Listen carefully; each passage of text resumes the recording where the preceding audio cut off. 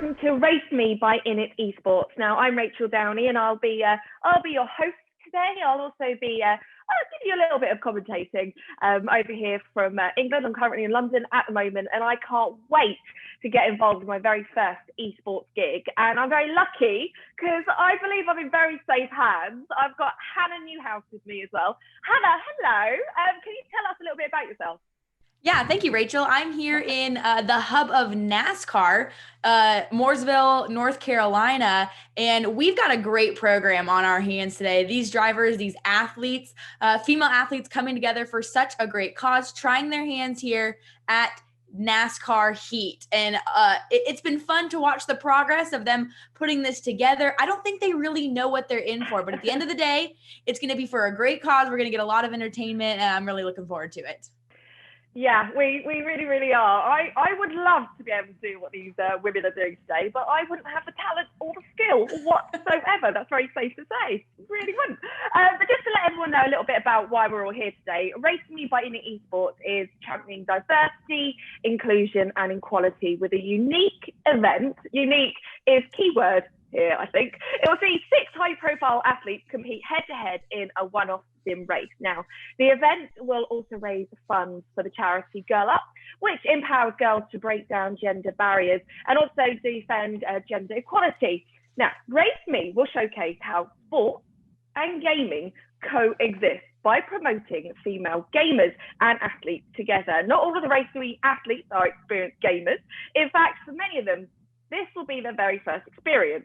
Like the first day back at school, or I'm nervous already. But they can all drive, so we're in a little bit of safe hands. So for this reason, the Innit Esports team felt that using a sim racing game was the best way for everyone to relate to and get their feet wet in the gaming industry. Now, people drive cars, and a car race is, it's easy to follow. We have an idea what's going on, one car in front of the other. It's simple, you would think. So for the audience, the action on screen is intuitive, and for the players, even though it might be the first time for some of them, once they're sitting in the car and the race starts, pedal to metal, and who gets the checkered flag first wins. Sounds simple. You would think, and we got the chance to listen to all of these athletes and these women talk before we take the green flag here. There was a little trash talk involved. I think they all want the bragging rights here of being the first winner of this inaugural event here. So if you have watched motorsports before, most people really know how a race car event works, but we're going to add a couple twists. We're pleased to announce that the support of the NASCAR organization, who's asked some of their drivers to take part in this Race Me event. For this reason, we've decided to modify the format just a little bit to help the athletes learn the ropes with guidance from their experts that they've been paired up with. So we now have 4 NASCAR drivers and 2 eNASCAR drivers to team up with our athletes and coach them during practice sessions and throughout the race. The first Team 1 is Team Hammond, which will be Madison Hammond and Gracie Trotter. Team Masters, which is Oksana Masters, and RCR Esports driver Joey Stone. Team Morgan, which is Liv Morgan and Eliza Bethel, also known as Frozen Toes 24. She's one of the queen gamers here on the NASCAR Heat platform. Team Packer, which is Madison Packer and Kaz Grala. Team Powers, which is Aerial Powers, and was supposed to be Austin Cindric. Unfortunately, his steering wheel is not working. And if you know anything about racing, your steering wheel should probably work for this event. So Joey Stone has taken the liberty of doubling down. He'll be racing with Aerial as well. And finally, Team Hope, which is Hope Solo and Natalie Decker. So to make this all work, that's a lot of drivers at one time. You're going to see a team one at a time take the track. They'll get 5 laps, and you'll witness how professional athletes from different sports and professional gamers are made of all the same competitive drive. Yeah, I can't wait for us to get started and see them go head to head. I think we're in for a treat, Hannah. I absolutely believe so too. And a lot has gone into this. We'll start the show off after that practice with the qualifying section. Pretty self-explanatory. The fastest driver will have the pole position, and the other will also follow on the grid. The qualifying will last 15 minutes. Everyone will have to put down their best lap to take advantage of the main event. Yeah, and for people that are maybe new to racing, maybe you're here just, I don't know, for a laugh. This is me explaining everything for you right now. So car event works like this. Drivers get ready in the car. Now, in this case, it's in the simulator. And in true NASCAR style, they will do a running start. Usually in a real race or on a digital one, you have an extended practice session to get your car set up correctly. Now, for Race Me, we've decided to turn up the heat. I think we like an easy life over here. We're having the drivers give their best in a short 5-lap session, one per team. Now, we do, however, give the athletes the best coaches out there, which is a dream for many of you watching to be able to share the track with your favourite NASCAR driver or gamer. So we are crossing our fingers that they'll learn fast and be competitive. I think they'll definitely be competitive. If you were here earlier, you could definitely said that. Now, next up is, in a traditional race, are the qualifying sessions, which are also long. But in Race Me, instead, to keep things, I don't know, a little bit interesting, we put the drivers on the track for 15 minutes, and that's the only time they have to conquer the pole position. So no pressure, but a lot of pressure. Once the grid is set, the main event starts. Now, this will be a rolling start, just like a real NASCAR race, and drivers will need to get the checkered flags first without, keyword there, without taking each other out first.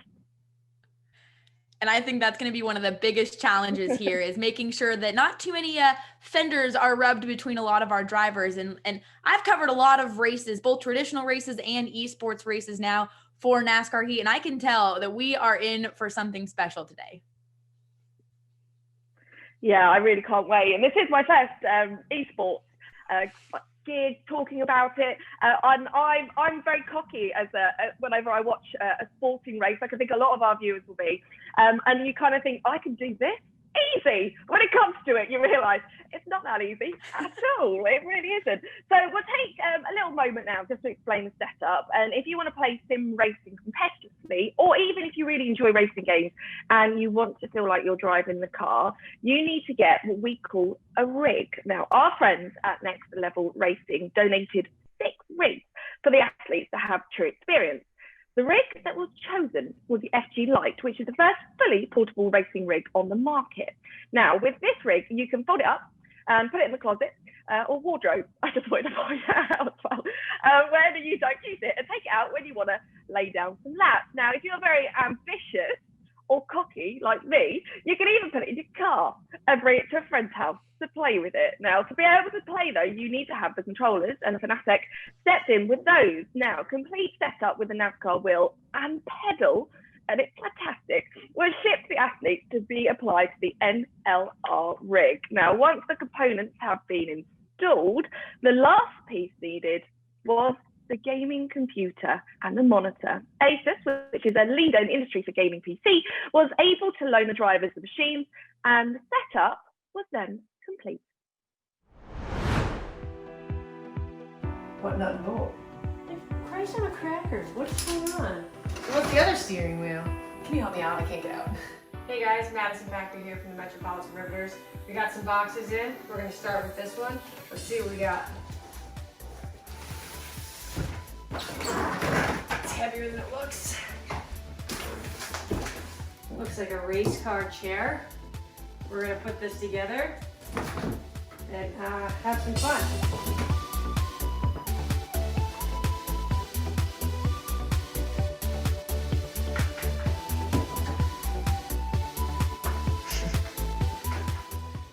It would help if I knew how to read.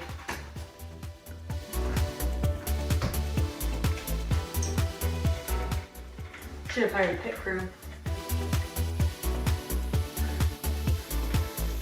Believe it or not, getting to this point took about 3 people and 3 hours. So we're in for a day here. Where's the back part? Oh, it's already on, okay. This, reinstall nut and bolt. What nut and bolt? Oh, nut down. Dropped my nut. How important do you think that piece was? I took out the wrong nuts. Okay. Remove nut and bolt. Wait, do I have this attached on the wrong side? No, okay. Also, the diagram looks bigger than the piece. The struggle is real. I need my apprentice. I'm making this so much more complicated than it needs to be, honestly. Okay, got it. Yeah, like, what? Am I missing something? Oh, yeah. Like, Christ on a cracker. What's going on? It doesn't give you the instructions for the strap. Oh, there's the washer that was missing. That took way longer than it should have, and we're gonna have to make a few adjustments, but we got some more boxes to open, so let's keep it rolling. Box number 1. I have no idea what that is. Oh! Steering wheel. Look at that. That's so many buttons. It's like 25 Xbox controllers in one. This box is a gaming headset. Love.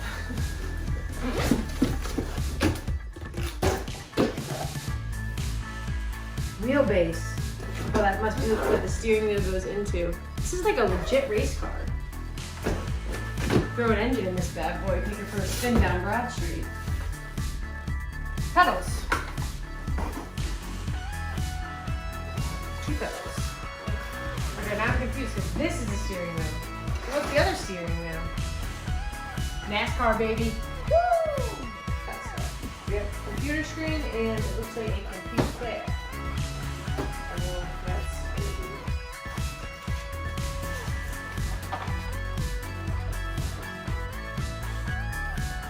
All right, the rig is ready. We are definitely not street legal. Took the crew about 12 hours and far too many people to put this bad boy together. Hopefully it doesn't fall apart, but we're ready to race. Are you ready to race me? Again, I think I would be useless at setting this up. I really, really do, let alone being able to take part. And I think also this really showcases what, it's been a very weird year, obviously, 2020 for everybody. For me, I've just got my head around what Zoom is all about. And I think the way that Esports have kind of come together and created this, it's really inspiring. And I think this is going to be the start of a lot more races like this to come. And there's a whole new audience as well this year. People that have maybe never been into racing, people that maybe have never watched sim racing, both are coming together to watch things like this. It's absolutely brilliant. So I think moving forward, maybe, working like this in households, in homes is what it's all about. But who is behind Esports? Well, Esports was formed in 2019 with the objective of being a broadcaster and tournament organizer for two-wheel off-road esports events. But Esports is the official promoter for motorcycle esports events for the AMA, which is the American Motorcycle Association. And in addition, it's focused on assisting brands, right holders, and gamers in the US, Europe, and Asia. That's a lot of ground to cover, but it helps them to understand the opportunities within competitive gaming sector with a specific emphasis on women and motorsports in sim racing.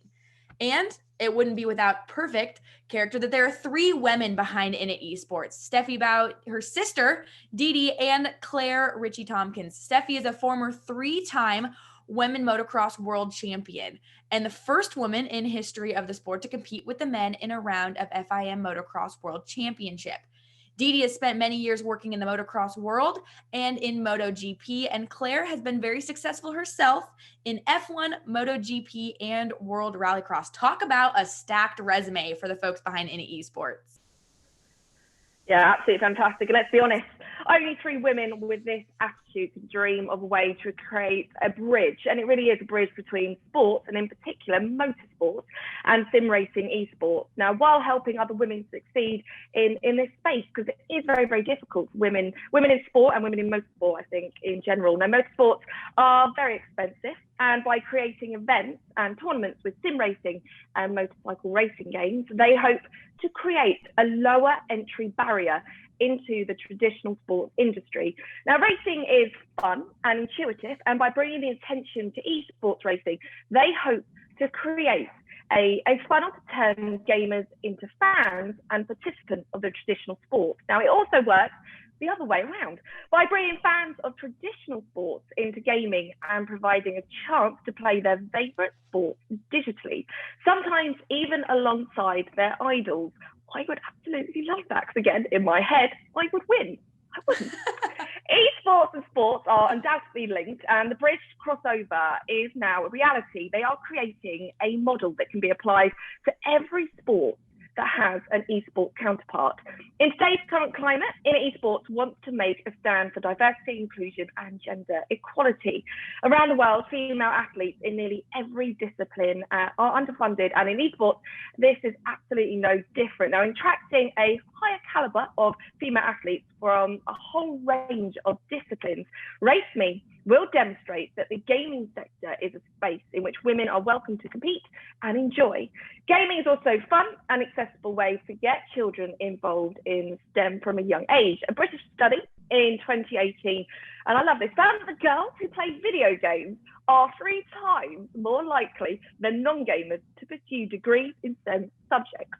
Probably why I ended up presenting instead. I hear you on that. There's a reason we talk about race cars, right, Rachel? Yep. Well, we've talked about how great esports is, and of course, there's a lot of partners that came into putting this whole event together, and it also felt that the RaceMe event was not going to be completed without attaching an organization that believes in the same message that they're trying to get across: the gender equality, diversity, and inclusion. After carefully researching it, it was decided that Girl Up was going to be the chosen one. Girl Up empowers young women and girls to break down gender barriers and defend gender equality. Fighting discrimination and a lack of access and opportunities in sports is just one of the issues that Girl Up is tackling in its fight for gender parity.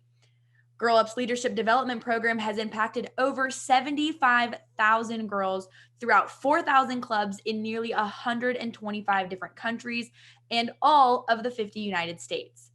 They're inspiring a generation of girls to be a force for gender equality and social change. And Girl Up helps girls access their inner power to advance girls' skills, rights, and opportunities by transforming girls by exposing them to new possibilities and increasing their sense of confidence and positioning them to be change makers in their communities. And for the cherry on top, WWE is an official strategy partner. And Rachel, as females that work in very male-dominated sports, it's awesome to be a part of this and see people that are really willing to step up and help those girls that are the next ones up here in the industry. It's pretty powerful stuff. I've done my part and donated.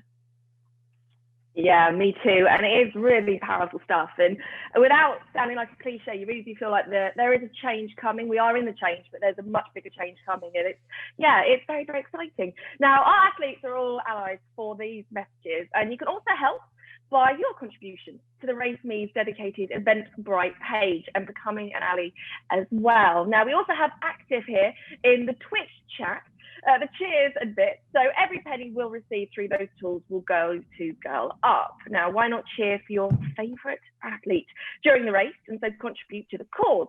To make this even more interesting, every subscriber will have the opportunity to use the emotes of the athlete during the chat. How fun is that? And again, very modern. I'm learning a lot about technology as well, and I'm showing my age. So you have many, many ways to make your donations. It has pledged 100% of the profit to Girl Up. So let's see what the sports and gaming community can do together. Quite simply, are you in it?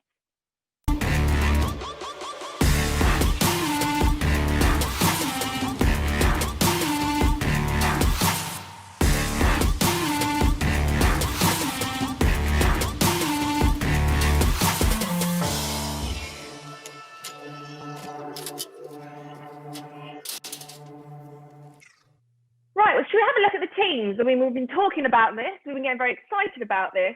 Let's begin. The very first team is Team Hammond, and that's Madison Hammond, American professional soccer player in the National Women's Soccer League, defender for OL Reign, which is based in Washington, and made her debut on the 26th of the 9th, 2020. So not that long ago, actually. Hammond is the first Native American player in the NWSL, being San Felipe Pueblo. Being both Native American and African American, she has been very active in social justice for both communities while at Wake Forest and as a professional. Hammond plays the violin, which I would like to see her do that, as well as drive, and was a member of the Wake Forest Orchestra while in college. And with Hammond, we've got Gracie Trotter.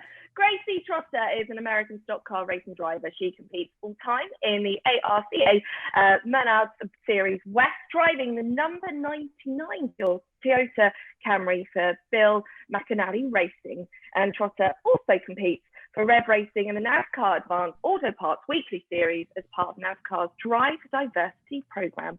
And she is 19 years old. I'm so jealous.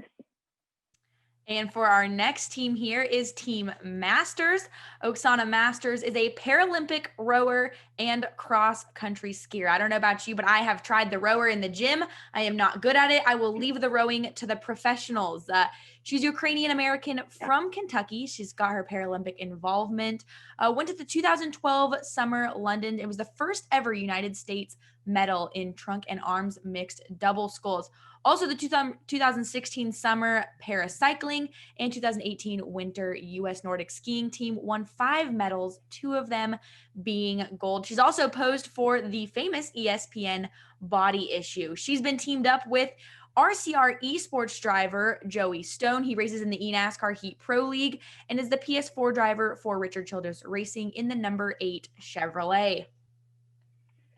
Makes me feel like I've achieved nothing in my life so far.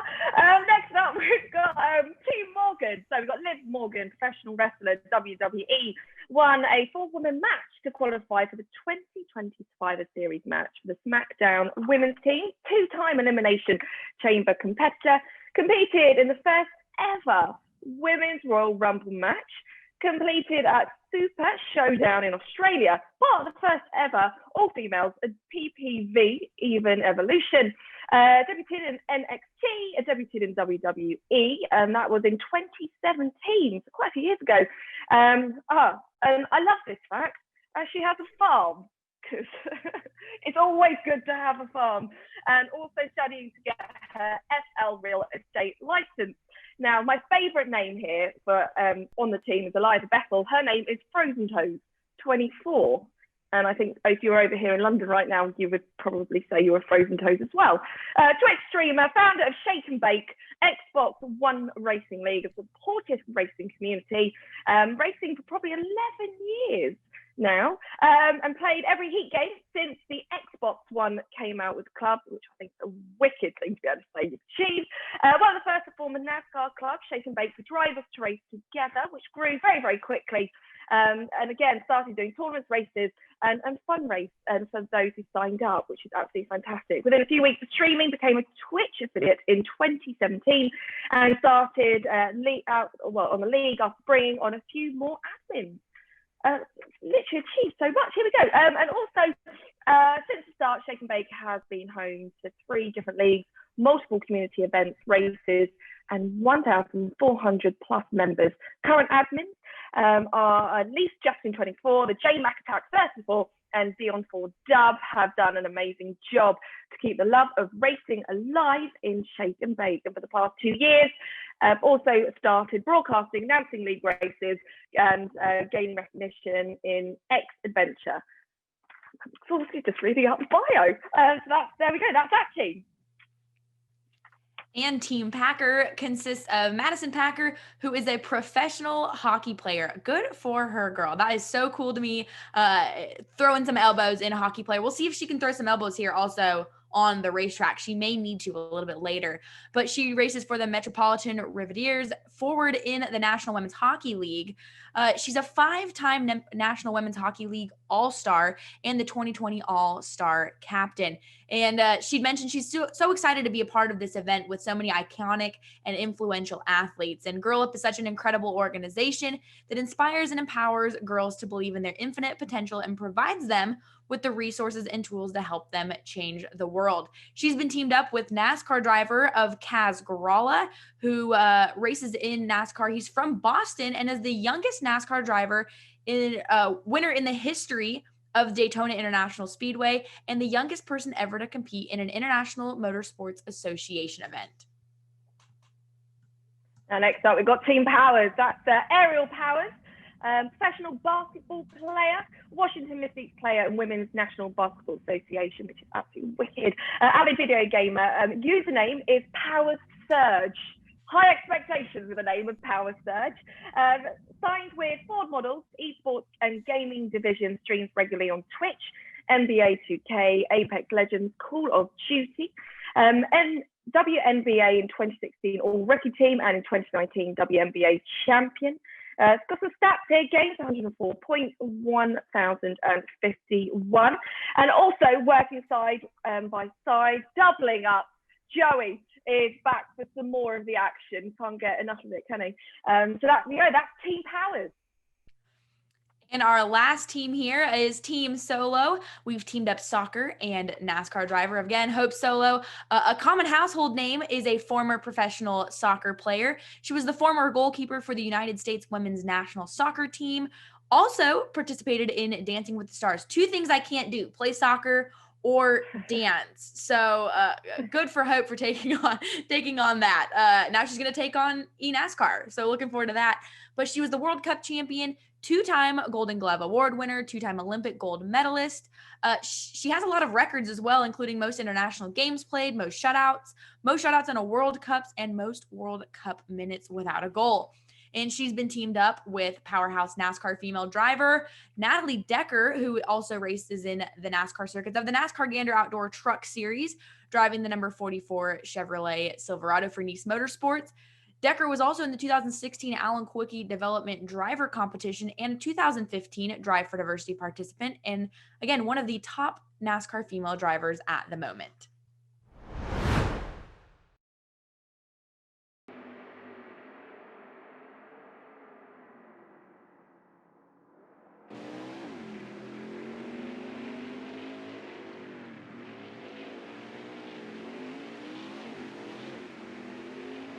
So when you go into turns on entry, make sure to keep it out wide and then enter to the turn and come out wide again to the outside of the track. So you go basically from the outside in, that'll give you a faster line and speed through the corner.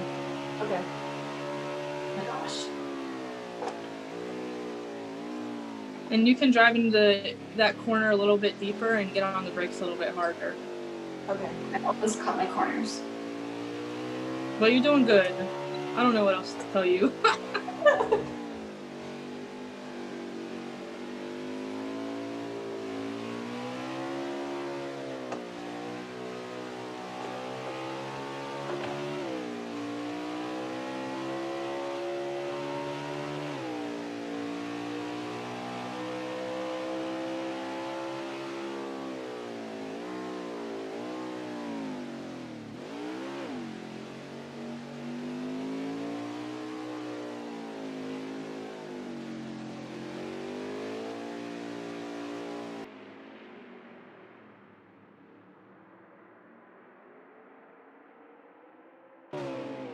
We have 3 laps left. If you want to follow me and kind of look at my line, you can.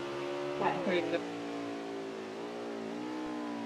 Well, we've talked about it. It's now time for these drivers to hit the racetrack. And first one out, they're going to go in alphabetical order, is Team Hammond, which is Madison Hammond and Gracie Trotter. And the whole point of this is for our athletes to learn from the drivers that they've been teamed up with. So you can see it now, the number 18, that is Madison Hammond. Gracie Trotter was in front of her, and Gracie Trotter now on your screen. They're going to be communicating with each other this entire practice session.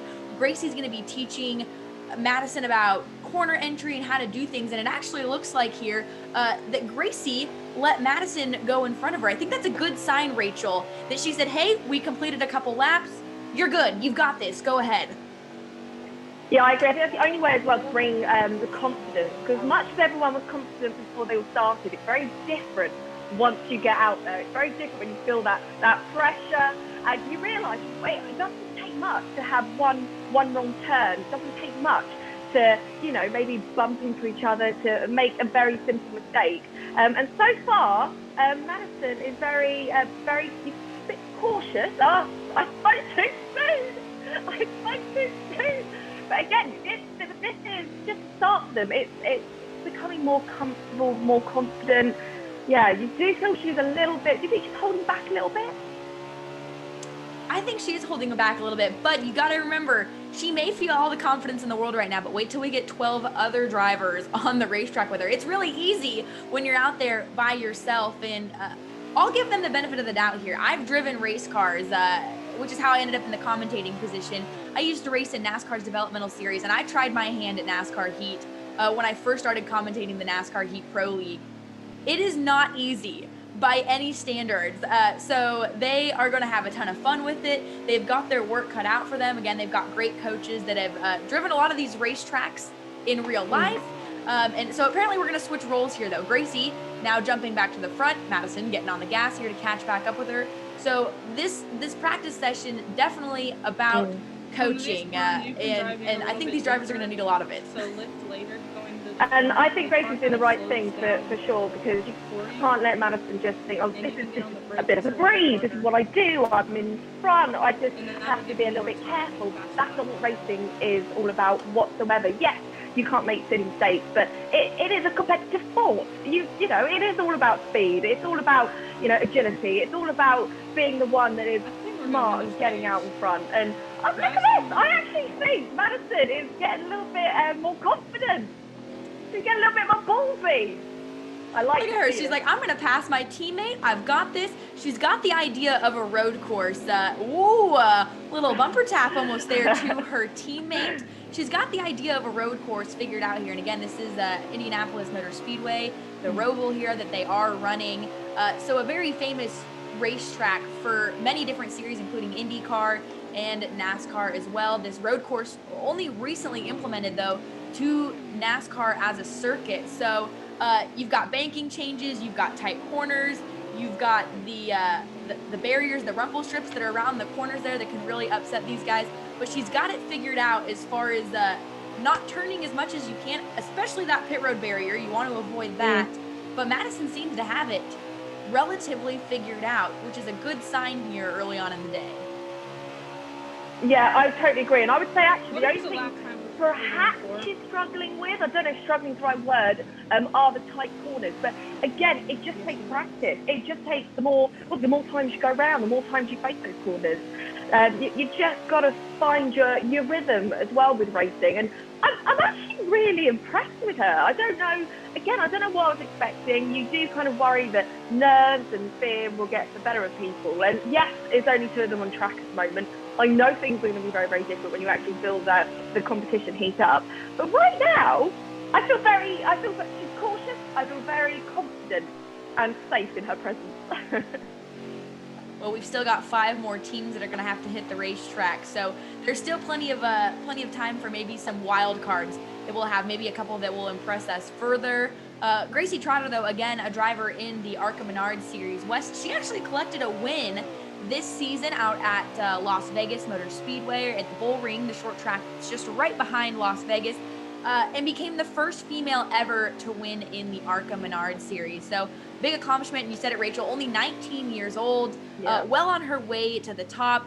We're glad to have her here with, Girl in Esports for this Race Me event. So if there's any girl that's going to figure this out and be able to coach Madison, Gracie's got the racing experience. She's been racing since she was very young. And so again, you're going to be able to hear these two talking to each other. Gracie is a great coach because she's been coached herself.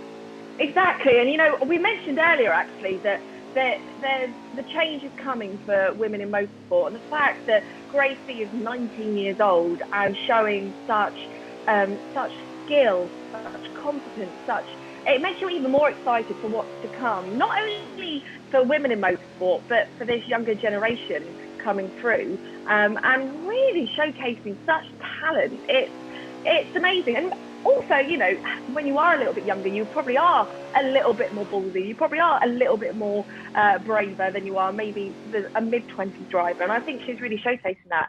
Ooh. Hi, ladies. Wow, what a practice session. How did it go? Let's start with Madison.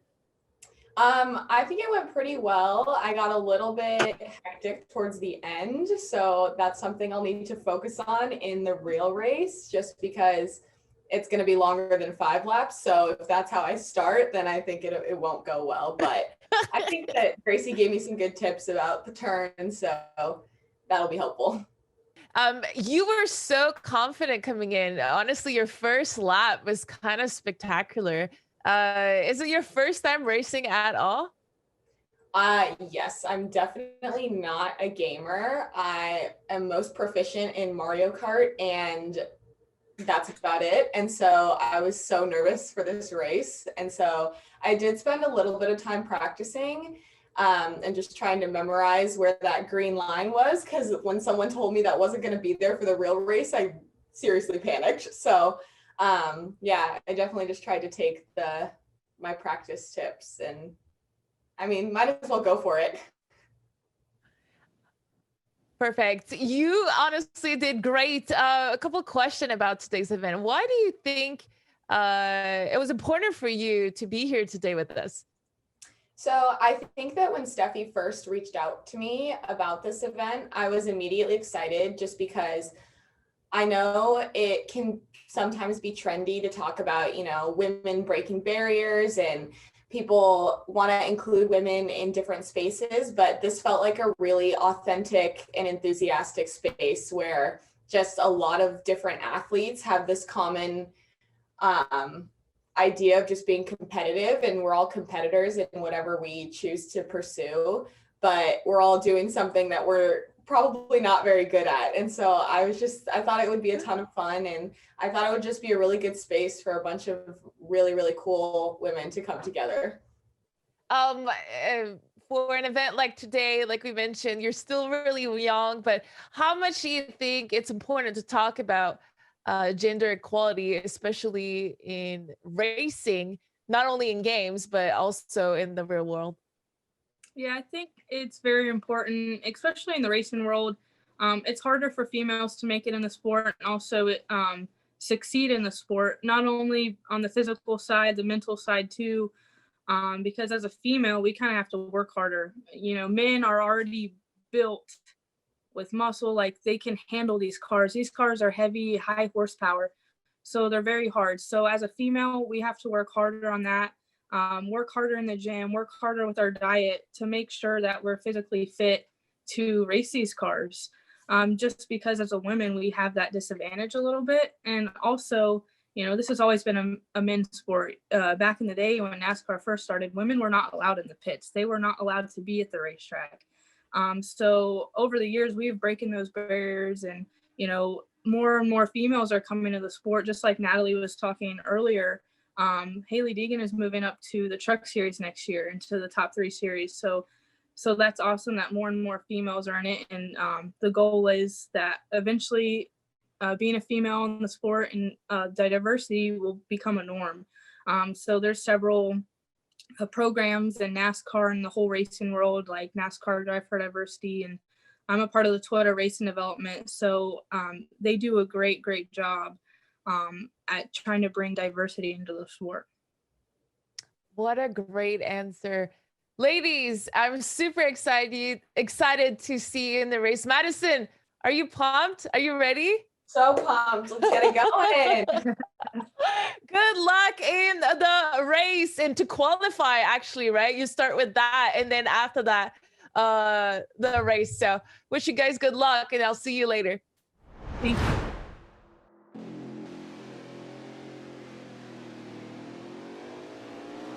All right, you ready? Yes. And back at the Indianapolis Motor Speedway, again, a beautiful framing of the famous pagoda. Our second team now on track, that is Team Masters, Oksana and Joey Stone. Again, a lot of coaching going right off the bat, though. Oksana clearly confident here in her driving skills, one of the ones that said she had been practicing. So we'll see a lot of communication there. But hey, she took the lead right there and said, Joey, you're going to learn from me today. I'm going to teach you some tricks here that you can put into the NASCAR Heat Pro League. Joey clearly already off track. Oksana is maybe just going to take a shortcut here. It's okay. I promote shortcuts in racing if you can make them work. Right off the bat, though, I think she's going to be one to watch just how quickly she jumped into it and said, I've got this. Wait, does the race course get so not the whole entire road isn't actually raceable then? So the way I treat this track is treat the grass like it's lava. Don't touch the lava. So you just want to. I just think it's more slow and steady wins the race at a track like this. Okay.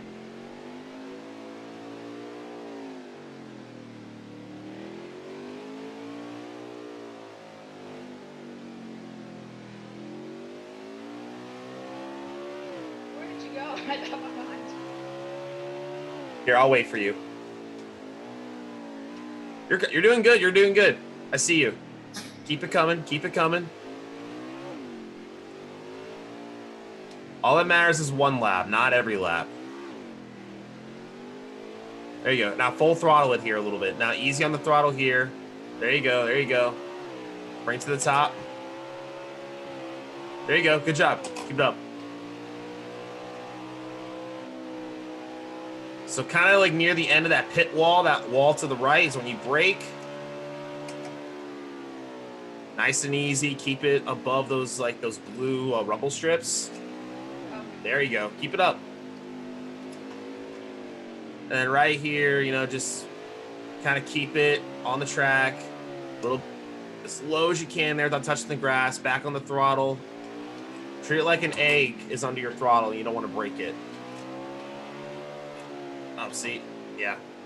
My wheel usually doesn't drive like this, so I'm having to drive this car so differently right now. Really? You can tell? It all feels different? I absolutely love that, because that's the thing. It's not like, oh, here you go, guys. We're gonna set up a sim for you, and off you go. These guys have been training. These guys, like I said, have got their own. They've got their own colour scheme going on. They've picked their numbers. They're very much now in the racing world, that racing mindset. And also, I think they've got to be aware. Yeah, okay, they're teamed up with they're teamed up with pros, but sometimes that can be a blessing for our newbies, because the pros can become a little bit too confident, a little bit too relaxed, a little bit too maybe cocksure, whereas, our newbies at this are going to give it everything. They're going to be, every sense is going to be awake and alert for them.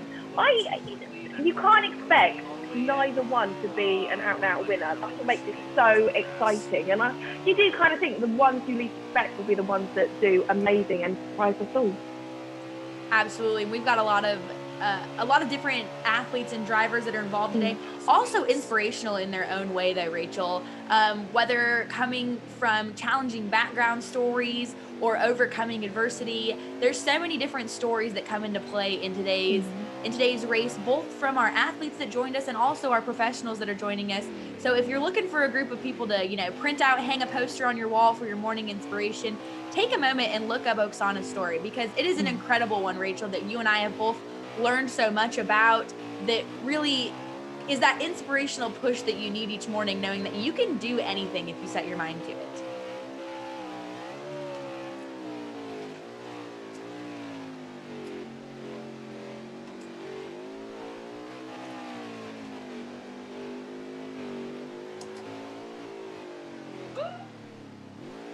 You okay?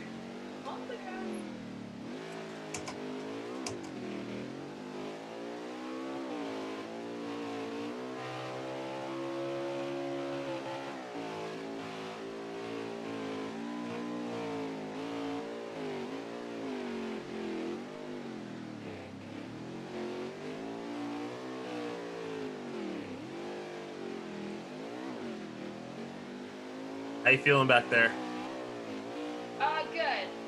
You say more on the road than I ever have in training. So this is all right. There you go.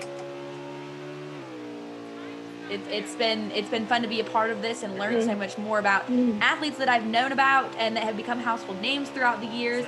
But then you really dive into the stories, and it's just inspirational to be a part of it. Again, and our athletes as well that joined us from the NASCAR side of things, also very excited to be a part of this. Joey Stone, once again, double duty today. He's hanging out with Oksana, as well as later he'll jump on and also teach Aerial Powers. And Ariel was very excited in our pre-race meetings here. She seemed to be stoked about getting on there, getting a streamer herself, but they'll be on track a little bit later. Seems like she's picking it up. Oksana is here on this course. Difficult one, but she's picking up speed here, Rachel. Again, this long straight right here. Looks like she's feeling a little bit more confident about getting on the gas. You always want to make sure that car's rotating a bit before you get back on the gas.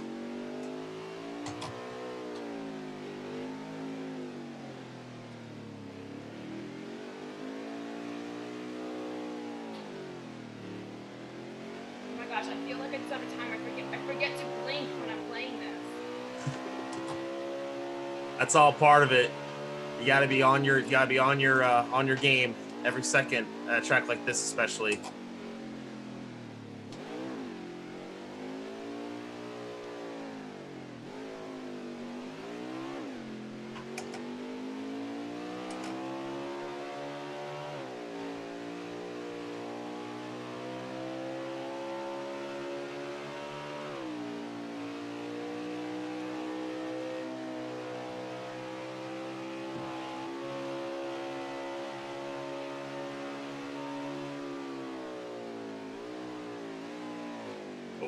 Yep. I'm kind of glad I get 2 chances to do this because my wheel is not driving the way I usually like to drive it. So I'm having to oversteer this thing like crazy just to get it through a turn.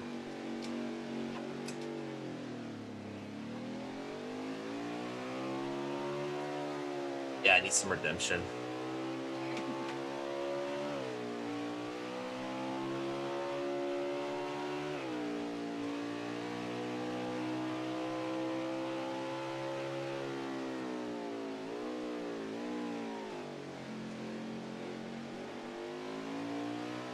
Ah, dang it.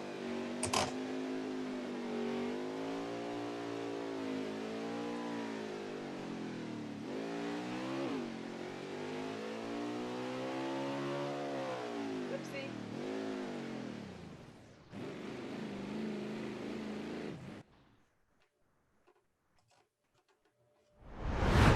Hey guys, you just finished your practice session. Oksana, how did it go? It went good. This time compared to my other practices, I was only in timeout twice on the grass. But it was good. Joey, actually, I realized a lot when he gave some of the advice and the tips of when to gas, when to not, especially around the corners. And that made a huge difference. Were you guys talking to each other the whole time? Yeah, Joey and I were talking consistently throughout, and then I focus so much and forget to blink and talk and forget that I get so zoned in. But yeah, I think so. I don't know, Joey, what do you think? Yeah, I mean, I think we did a great job. I mean, we were talking through every single lap. You know, I think the first lap or two of the practice, I kind of took it slow to make sure she could see what I was doing in front of me, pointers, when to brake, when not to brake, when to let up the gas and turn to get that good corner off speed, to make sure you get that the speed, especially down the long straightaways and everything. But she did a fantastic job, like really a great job. But the communication was on point too. At some point, you were not even on screen anymore. You kind of let her do her own thing. Was that part of the practice? Like you wanted her to feel the road by herself? Yeah, so I told her the first lap or two, I'm going to kind of stay right near you a little bit so that way you can just kind of see what I'm doing. And then after about the third lap, I kind of put it in a fourth gear and I went for it, and just so I can try to get a fast lap in. Unfortunately, I didn't have my wheel set up the way I usually have it set up, so I was having to turn the wheel like 180 degrees just to make it turn a little bit. So it wasn't the way I usually like to drive it, but I did what I could. But I was looking on my map, and she was like right around where I was hoping she would be. And I'm like, wow, she's doing really good right now. This is good. And then she put a really good lap time up too, which I'm really proud that she was able to do that in such a short amount of time. So you're confident for the qualifier round?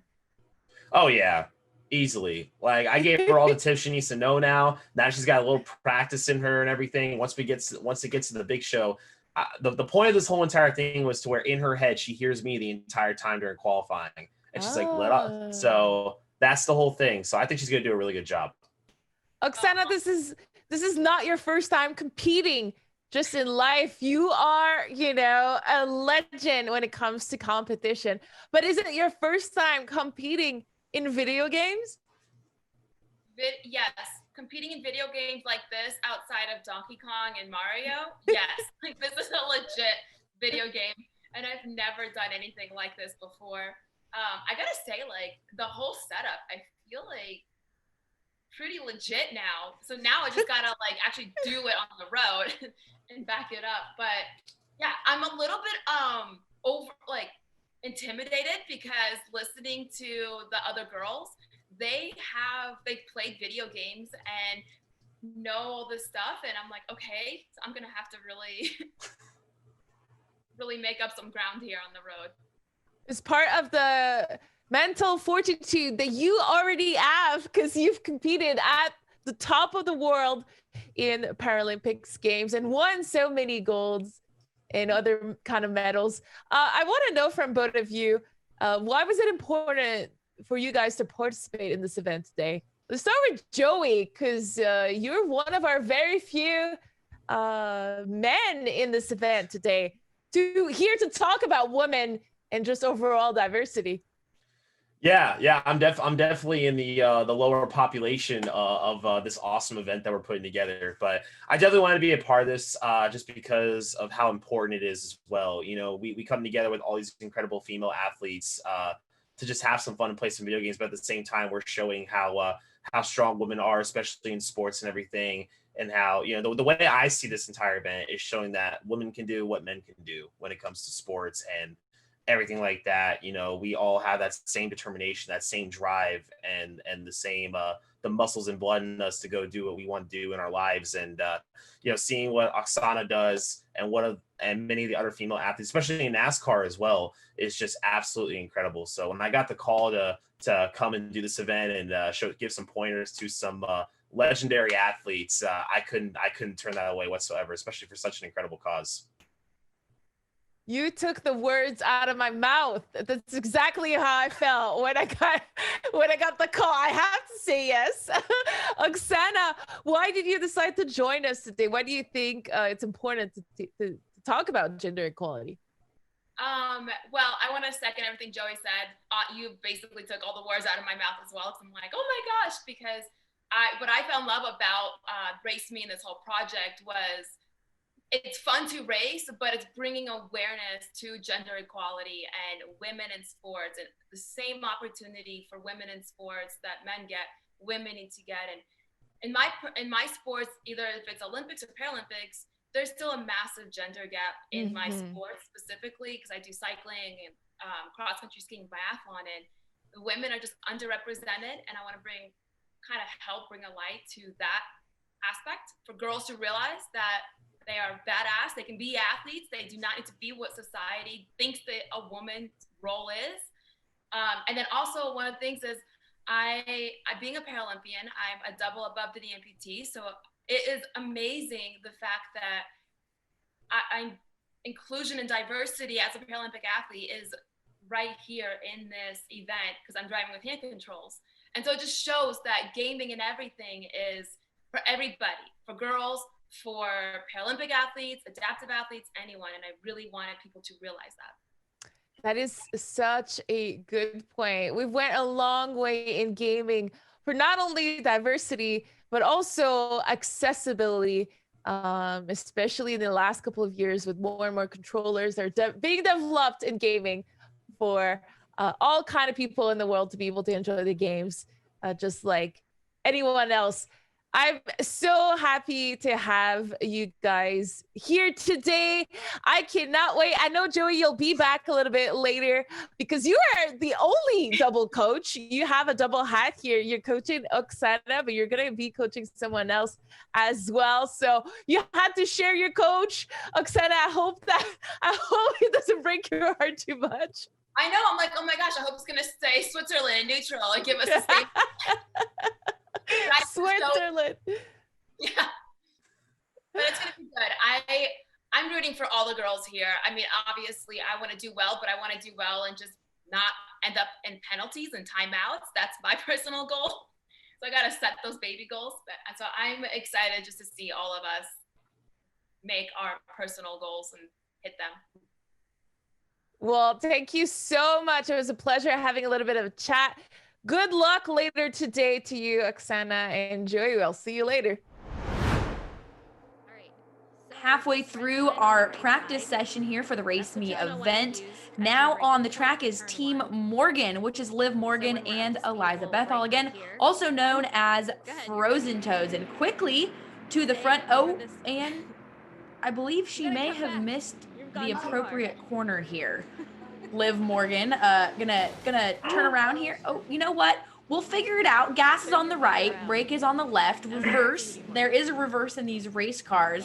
But we did overshoot the initial turn one, off to a little bit of a rocky start here, Rachel. A little bit of a rocky start. However, surely it's better to get all the rocky starts over with right now when you're having a practice, while you're out there for the first time. It's okay. I think the key here is just to keep calm. It's going to be okay. And yeah, it's what people do at the start if you're new to this. So it's okay. We can get through it. We can get past it. And we're back. Oh, there we go. And again, with something like that, for a newbie, for a novice, they can lose their cool. They can lose their nerve. It's all about how you pick yourself up from a situation like this. Liv Morgan, professional wrestler, WWE, maybe she's free the WWE to the track right now. A little bit of a body slam to the inside retaining wall. It's okay though. The retaining wall can take it. But Liv Morgan, definitely one of the enthusiastic athletes that was looking forward to this event. A little trash talk as well in the beginning stages, but looks like we've got it sorted out. We figured out where the turn one is. Now we need to get through the rest of the turns here.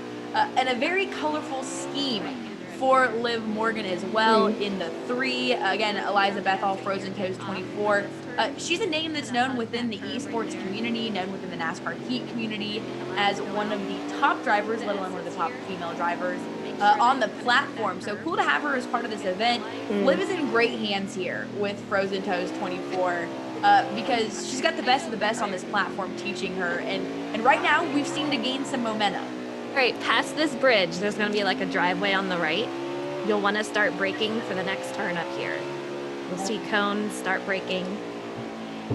And try to hit this middle curb. You'll make this. You're getting it, you're getting it.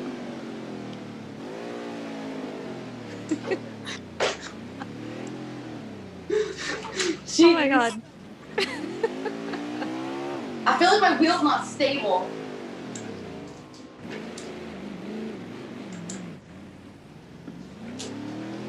I think you need to recenter your wheel. It's like it feels super off. It feels like so sensitive, and then it just kind of loses control. I mean, I was definitely way better in practice. Yeah. I wonder if it needs calibrated maybe? I don't know.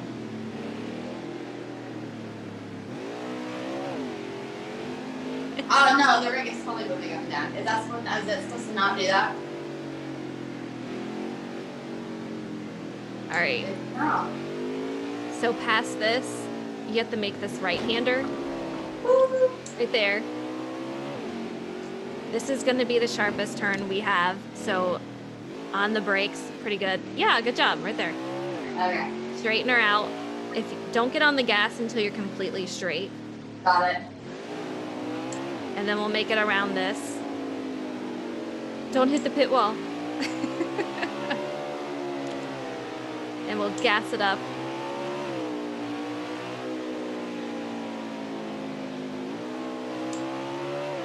Are you with me? Yeah, I'm behind you. Yeah. Okay. I'm just trying to refocus.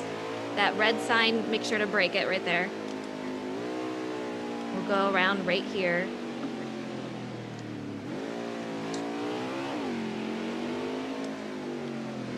You're doing a lot better. Like, Yeah. There you go. I don't want to jinx you. I Okay. feel like I'm not trying to win right now. I'm just like, let me just get through the course. Yeah. A couple of other drivers are probably watching this practice session going, okay, I know where I need to be and not be on the racetrack, which is something we see in normal motorsports as well. You kind of know who to avoid and who you can race with. Liv right here showing that she's not gonna be messed with. Bob and weave, using the whole racing surface, which is what some driver coaches would encourage, but found the gas pedal here, gonna catch up to her teammate of Frozen Toes. And again, coaching is happening right now between the two drivers. I lost connection. Oh, is that why you disappeared? Yeah.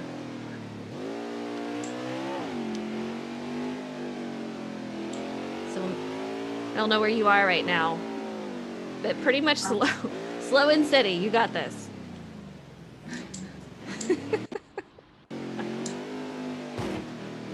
Well, your wheel is just going crazy right now. I know. It's half me, but half the wheel.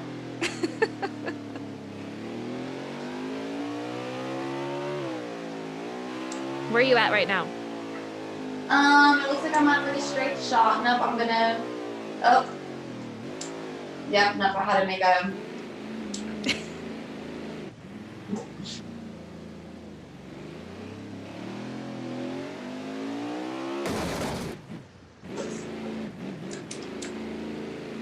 Get me out of here. Ah. Well. All right. Okay. Holy cow. You're getting a workout over there. Oh, yeah.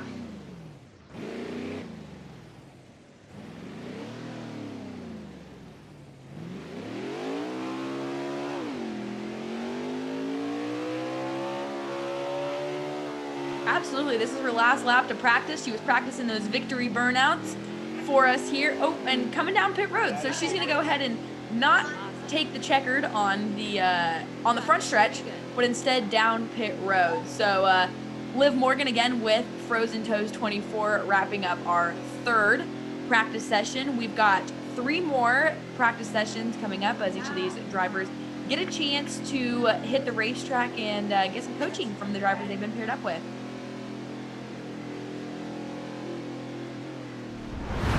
Hi, ladies. How did the practice go for you, Liv and Eliza? It went well. It was crazy. It was awesome, though. Liv, we heard that you might have had a little bit of a problem with your steering wheel. What happened there?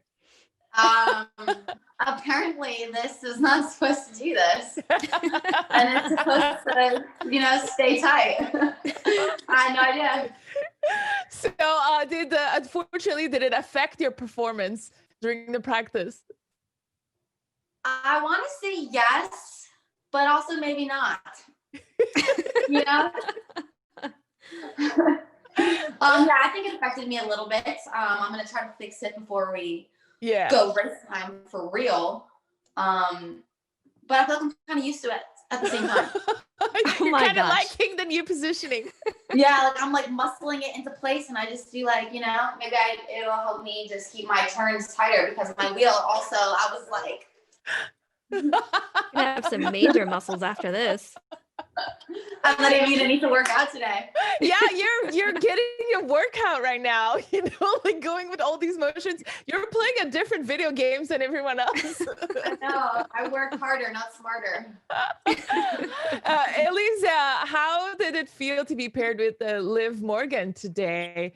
Oh, it is so awesome. I am completely starstruck. I mean, she's awesome, so outgoing and so much fun. So I don't know. She was doing awesome out there with the wheel, but man, that was crazy. That was absolutely crazy. It was. Go ahead, Liv. Was that my time? I think my so. time way later than everyone else's? Oh my gosh. At the moment, a little bit, but you had huge technical difficulties. Okay, let's just put it that way. I want to talk to you both about maybe a little bit of the challenges from both of your different sports and esports. Liv, you know, I've been a big fan of wrestling for as long as I can remember when I was a little kid. Yeah, and all the women in wrestling have always been my favorite. I always need to have, like, you know, a favorite. How do you think your sport has evolved in the last, I want to say, like 10 years when it comes to women? It's evolved. I feel like on the highest scale that it possibly could have. A couple years back, we had this thing called the Women's Evolution, which was basically wrestling was a very kind of male-dominated sport, and the fans thought that the women weren't receiving enough of the TV time, enough time to show off our skills, and so they made their voices very, very heard.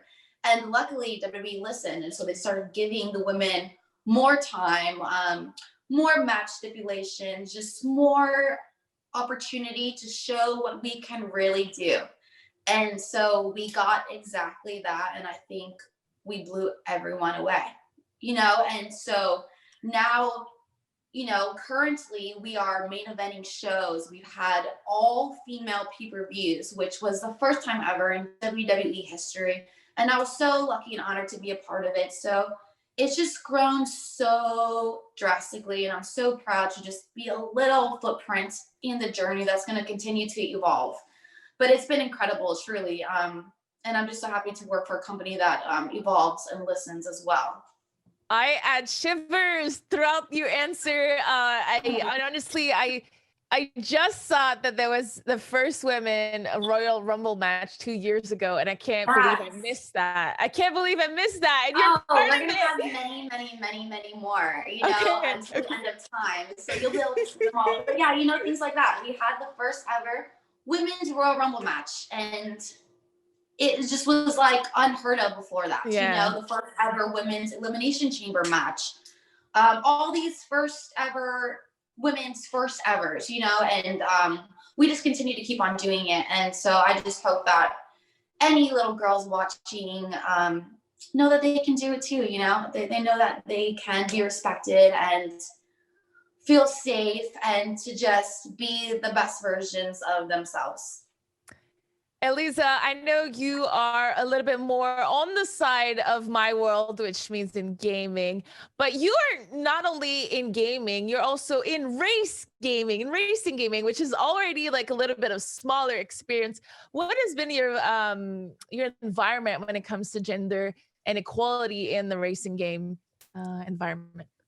You know, it's gotten a lot better, and when I first started out, I was literally the only female racer out there on gaming. And it was tough because there was not a lot of respect out there. So I had to face a lot of adversity. But nowadays, people are really starting to respect me as a capable driver, as talented. And it's really just cool to see. There's a lot of support out there. So when I'm streaming and I'm showing, you know, I'm winning races and I can be competitive just like the guys. Little girls are watching and they're just like, I want to do that too. And I'm like, go for it. That's awesome. Absolutely. So I can't wait till we see more females out in NASCAR Cup Series and esports in general. I mean, it's grown so much and the potential is definitely there. So it's so awesome to see. I have to ask you, your alias is Frozen Toes. Where does it come from? Did you freeze your toes at some point and it stuck? Oh my gosh, I get that asked all the time. Literally, I'm freezing right now. My fingers are like ice cubes. My toes, same way. I don't know what it is, But yeah, I'm always cold, and people are like, do you live in Alaska? I'm like, you'd think, but no, I don't. So yeah, I mean, I freeze everyone with my toes. It's just a thing. So here we go, frozen toes. I like it. I like it a lot. The qualifiers are going to be starting right after practice round. What's your best tip to give to Liv so that she can be ready for this? Yeah, I mean, I think once she gets past the wheel issue that she was experiencing, once we get past that, I think she'll do awesome. I mean, yeah, she's going out there, and she said that she was doing really well in practice. So once we get that figured out, she's going to do awesome. Practice felt so different though. Practice felt so different for some reason. I think once you get that figured out, it won't be so different, and you'll be able to nail it out there. Just keep it consistent. Don't try to fly past the turns. That's like a huge thing. So you don't don't go into the barriers. You'll be good. I promise. You got this. I trust you. Great tips for everyone at home. If you want to play this game, do not hit the barriers. Yeah, just look out for the turns. They come at you really quick. You might miss it. Don't blink. They're kind of sharp. You want to ease off on the gas. Exactly. Your steering wheel is properly attached. Apparently this is wrong. Take some notes, people at home. Well, good luck, Liv, in your qualifying round. But no matter what, you'll be playing the race, and I'm looking forward to seeing you there. Thank you. Bye, ladies. Bye. So we've got the guys out there. We've got Madison Hammond, who's number 14, and Kaz Grala, who's number 3. Now, Madison is in the red, blue, and white there. And I'm getting excited already. You've got, with Madison, a professional hockey player, and you're trying to think to yourself, how do you go from being a professional hockey player and those skills you learn into what we can see right now? And so far, a slow and steady wins the race. I'm always speaking too soon, aren't I, Hannah? You may be speaking a little too soon, but you mentioned those skills that transition from playing hockey onto the racetrack, and I think it's going to be about defense, little elbows.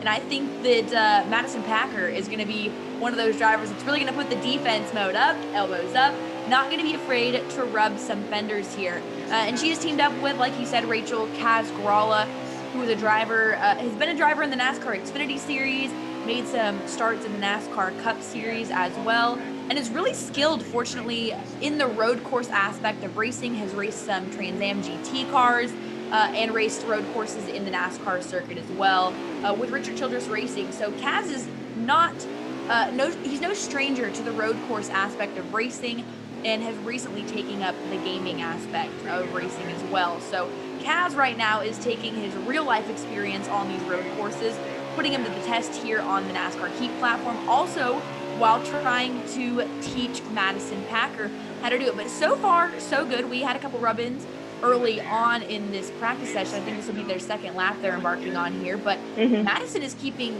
great speed with Kaz here, Rachel. Yeah, it really, really is, and you can see very concise with Madison, very, I'm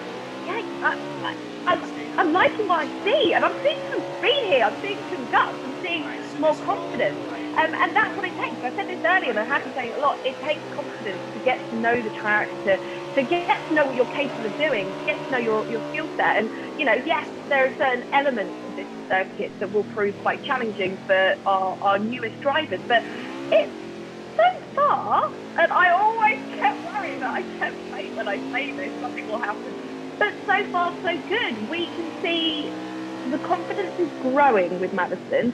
And it doesn't take, once you do a couple of laps, you think, what, I've got the hang of this. And it is difficult, isn't it?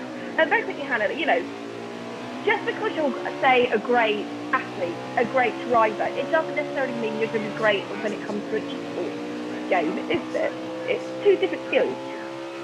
And that it is two different skills, and that's one of the cool things about this event, is being able to take an even playing field platform for everyone to compete on here because no one has anything better than anyone else as far as, equipment, like we talked about earlier, and being able to introduce yourself in this sport. This is a level playing ground. Everyone's got the same equipment. It's just going to be a matter of fine-tuning those skills. And our athletes have had the equipment with them now, I believe, for a little over a week or two. So they've had the moments to practice. Now, I think it's becoming apparent, Rachel, that some may have practiced a little bit more than others. Turn in the middle and then exit it wide. Preferably without grass. Turn in the middle? Yes, so in the middle you want to be low, and by low I mean towards the inside, like where the blue and white curbs are. Okay. And then going into the turn and coming out of the turn, you want to be as wide as you can be without going in the grass. Okay. All right, nice job there in turn 1.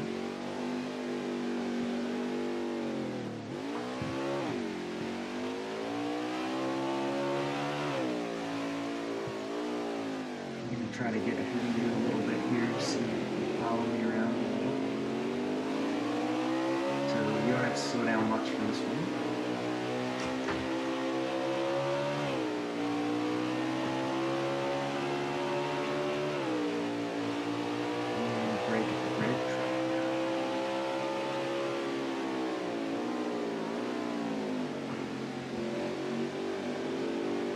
Your line looks very good as to you are on the racetrack. Plowing the grass. Well, it did while it lasted.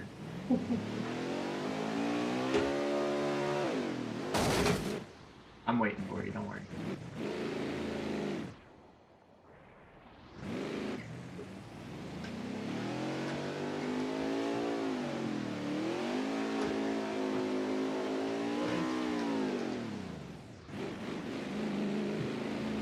Did you get a penalty? I got a couple. All right, back to it. So here, once again, you stay left wide. You get down low here, where I am, and then you'll come out wide. Okay. And you brake earlier than you feel like you have to for this turn. It's really tight.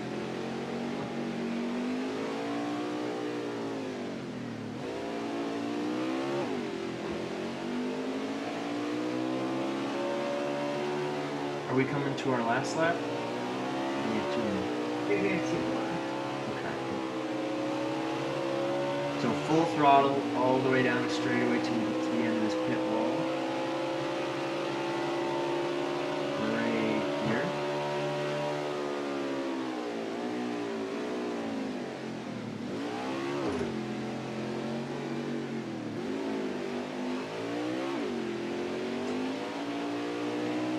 You probably figured out that Absolutely. And if you've ever, watched a race that includes rookies, you see as they get going, their confidence rose. I mean, I've heard it time and time again. If I had a couple more laps, I would have won the race because it took me that long to figure it out. Or you basically gain your confidence as the race goes on. And I think Madison is living true to that in the sense that she's continually gaining her confidence. She's figuring out the track. Again, this course is so tricky because it's so deceiving from the driver's perspective. There are turns that all of a sudden show up that you're not supposed to take because this road course is so multi-purpose. So it is confusing, it is a little deceiving, and half the challenge here really is just figuring out how to maneuver the course, let alone then figuring out how fast you can go, when you need to slow down.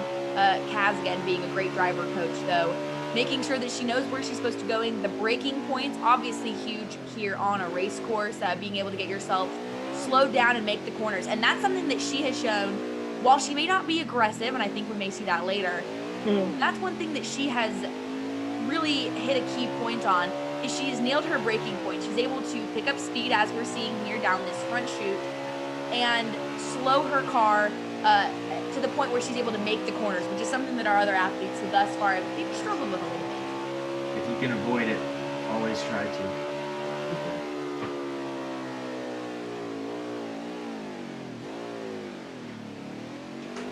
That wasn't bad. Maybe a little hot. Oh, now I got a penalty.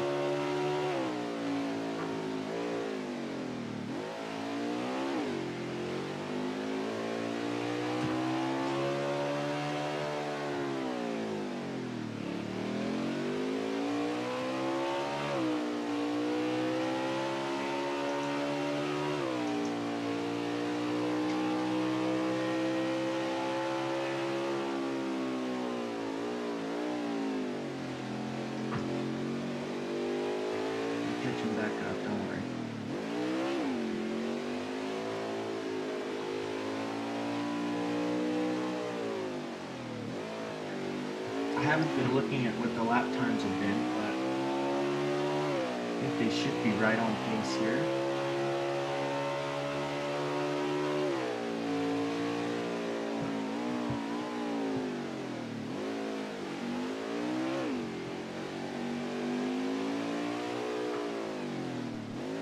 And you saw it there again. Great practice session for Madison Hacker. We saw her really gain momentum and looking forward to watching her qualify just in a little while. But we've got another set of drivers that are getting geared up here shortly to take the racetrack.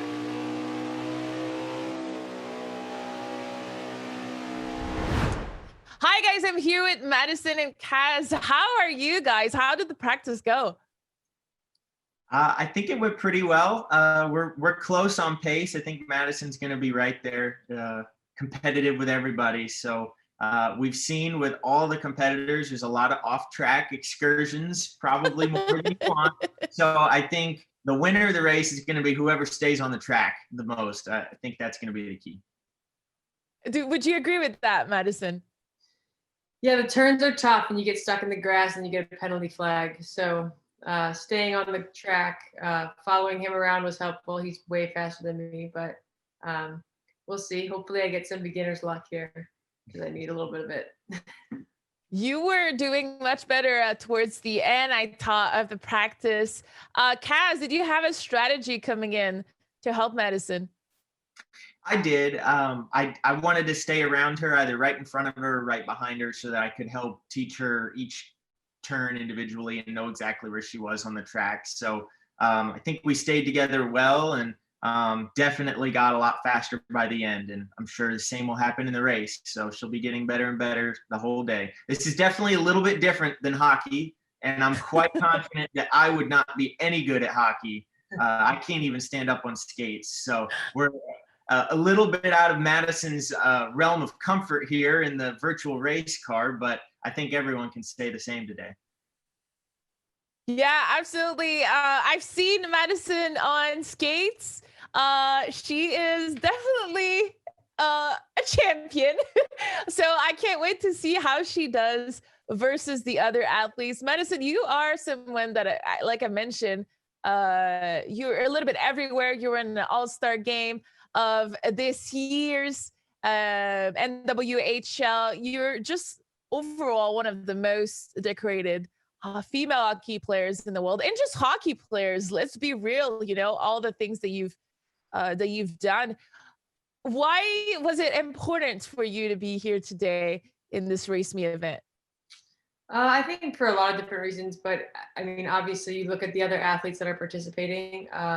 There's a lot of powerful women in that group. And the Girl Up organization is one that I think is important, and I believe in what they stand for and what they do. So when the opportunity came about, I was a little nervous. I honestly thought that we might be playing like Mario Kart or something, and then this rig started showing up slowly, piece by piece, and I was like, oh boy, what have I got myself into? But it's fun. It's all fun.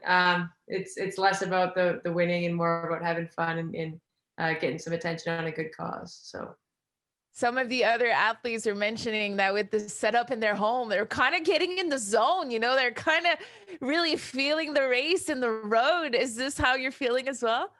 So my wife and I just had a baby, and he's three months old.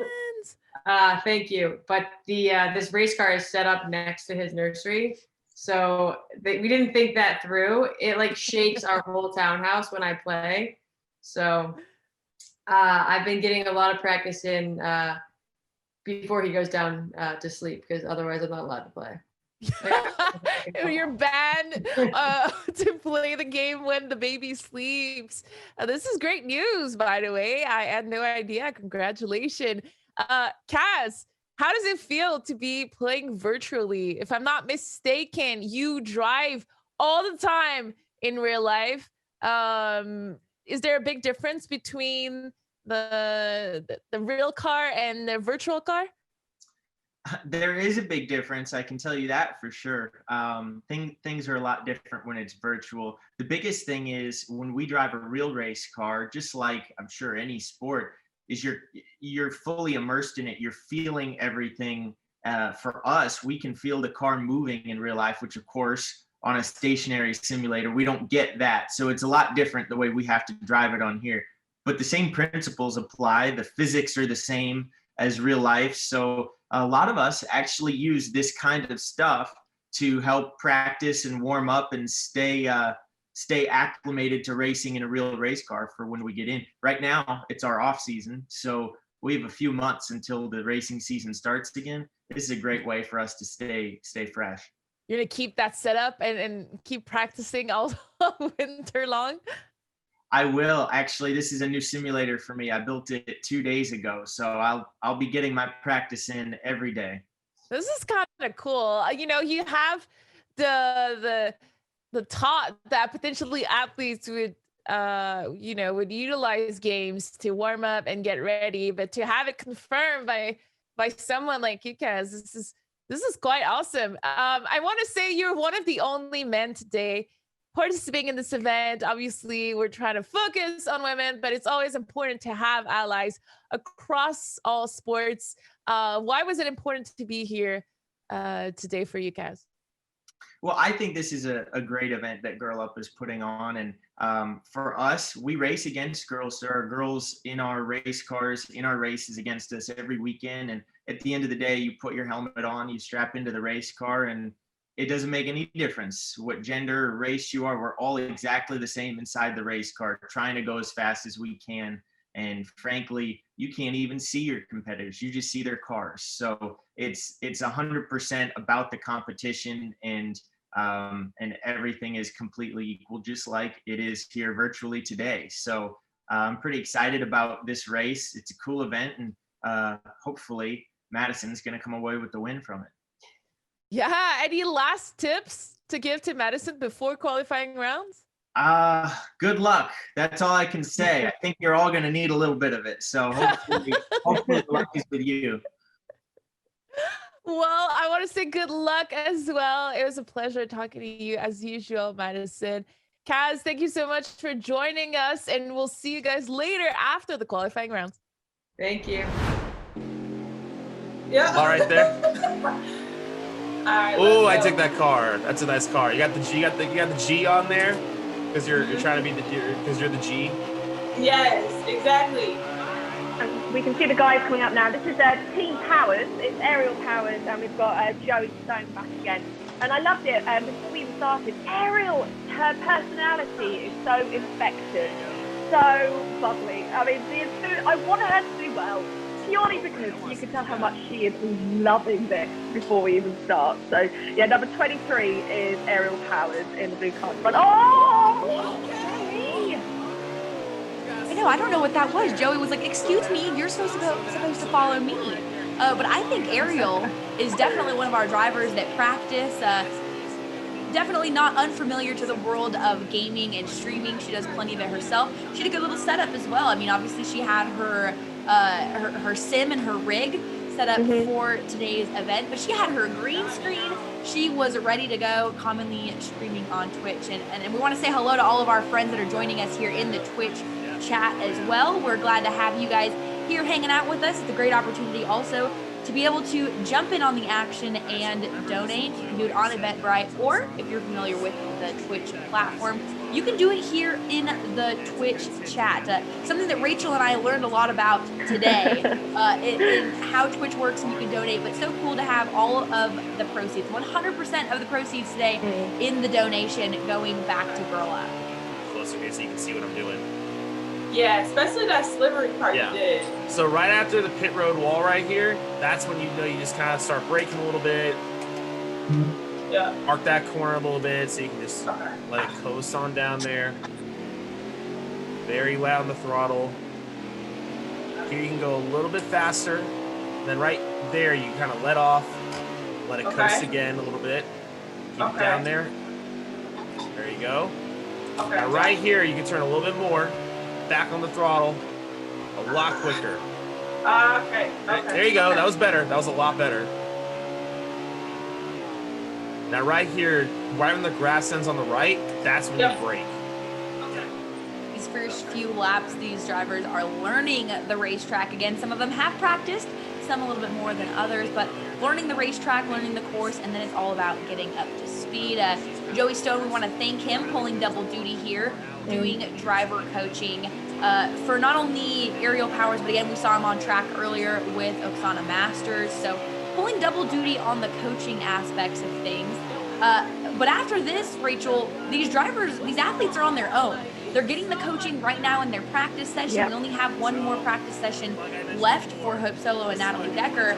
But after this, it is all down to our athletes to be able to take what they've learned and apply it to qualifying. You know, doing this is a great job, but lots and lots of practice got me to where I am today. Of course, that's what's up, man. All right, lap number 3. Getting better and better every time.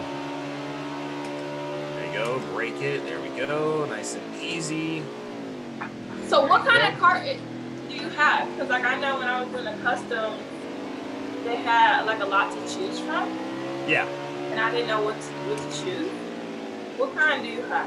Like what So kind? this is my actual card. So this is what I drive professionally on race day for RCR.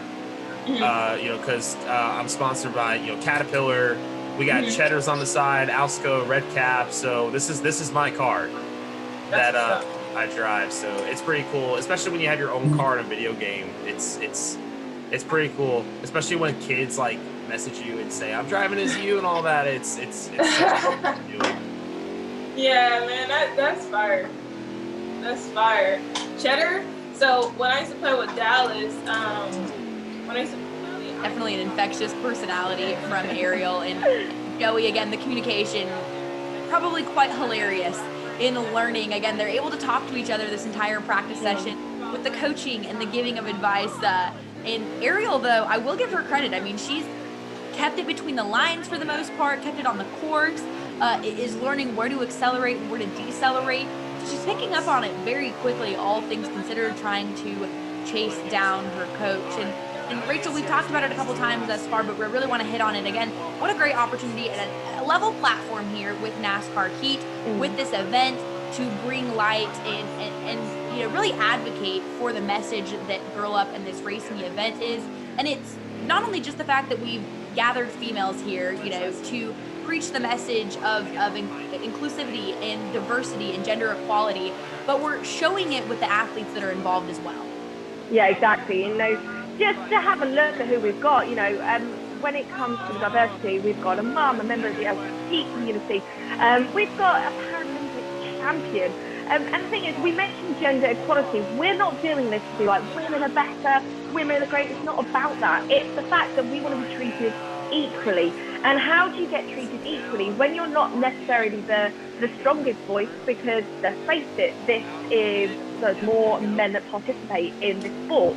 You need to be like, you know what, let's get rid of that. Let's get rid of the men. Let's put all females on a platform so we can showcase the talent. Because that's the only way to do it. That's the only way to get gender equality. That's the only way to get equality, is to get the more powerful voice to step aside for one moment. Let us step up to the platform, show you what we're capable of doing. And then slowly we can all merge into one and be treated equally. That is it. And that's why we're doing this. So it's not about, and I don't want anyone to think, you know, we're saying we're better. We're not doing that at all. We just want our voices to be heard. And the only way to do that is by getting rid of the really loud voices and letting our voices come forward. Let's go. Do your thing.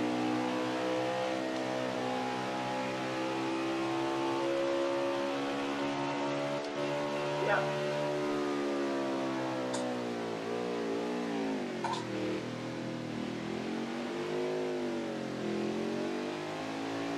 Come on, come on. There we go. There we go.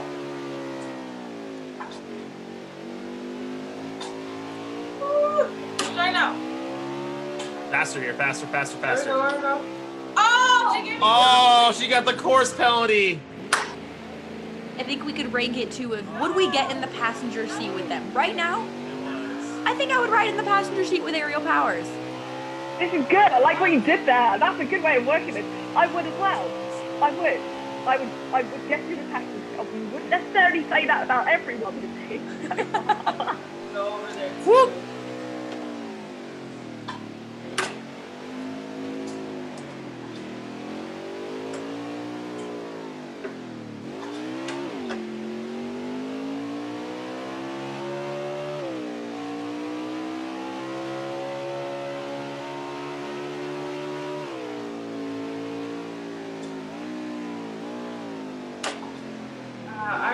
penalty. Yep, this is tough. And again, these drivers learning so much in this short period of time. They will have qualifying.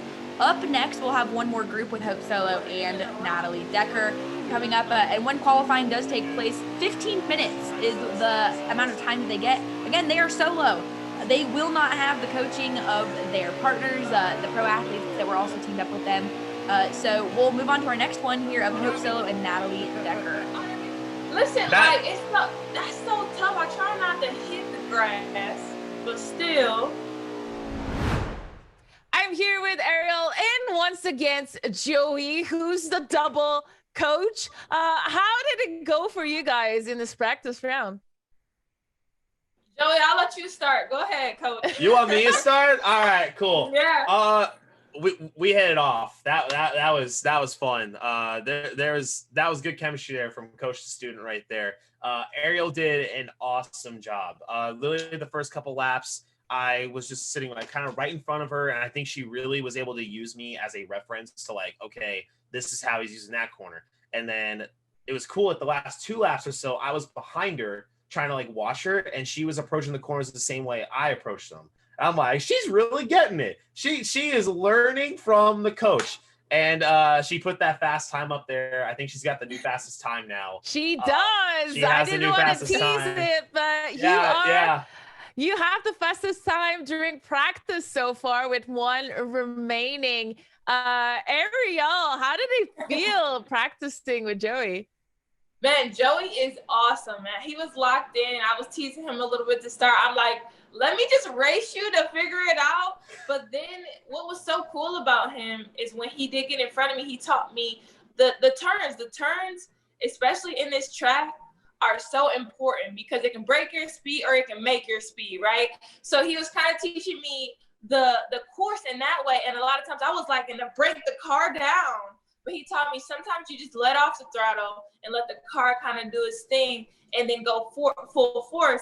So I would have never known that if he didn't teach me that. And I think that helped me with my time. Yeah, we could see how fast you're improving. I was listening the commentary, and they were talking about how much you improved in the last couple of days. You actually built your whole setup to be able to stream it, and you streamed it yesterday. So you've been practicing.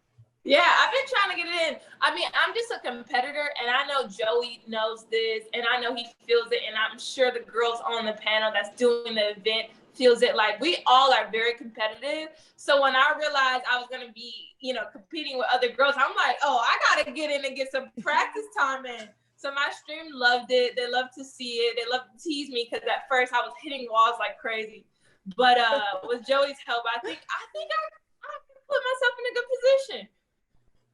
Joey, I've already asked you these questions about diversity, but did you know that Aerial Powers, starts a lot of those initiatives in gaming as well as with basketball? I want you to answer. Did you know that, first of all?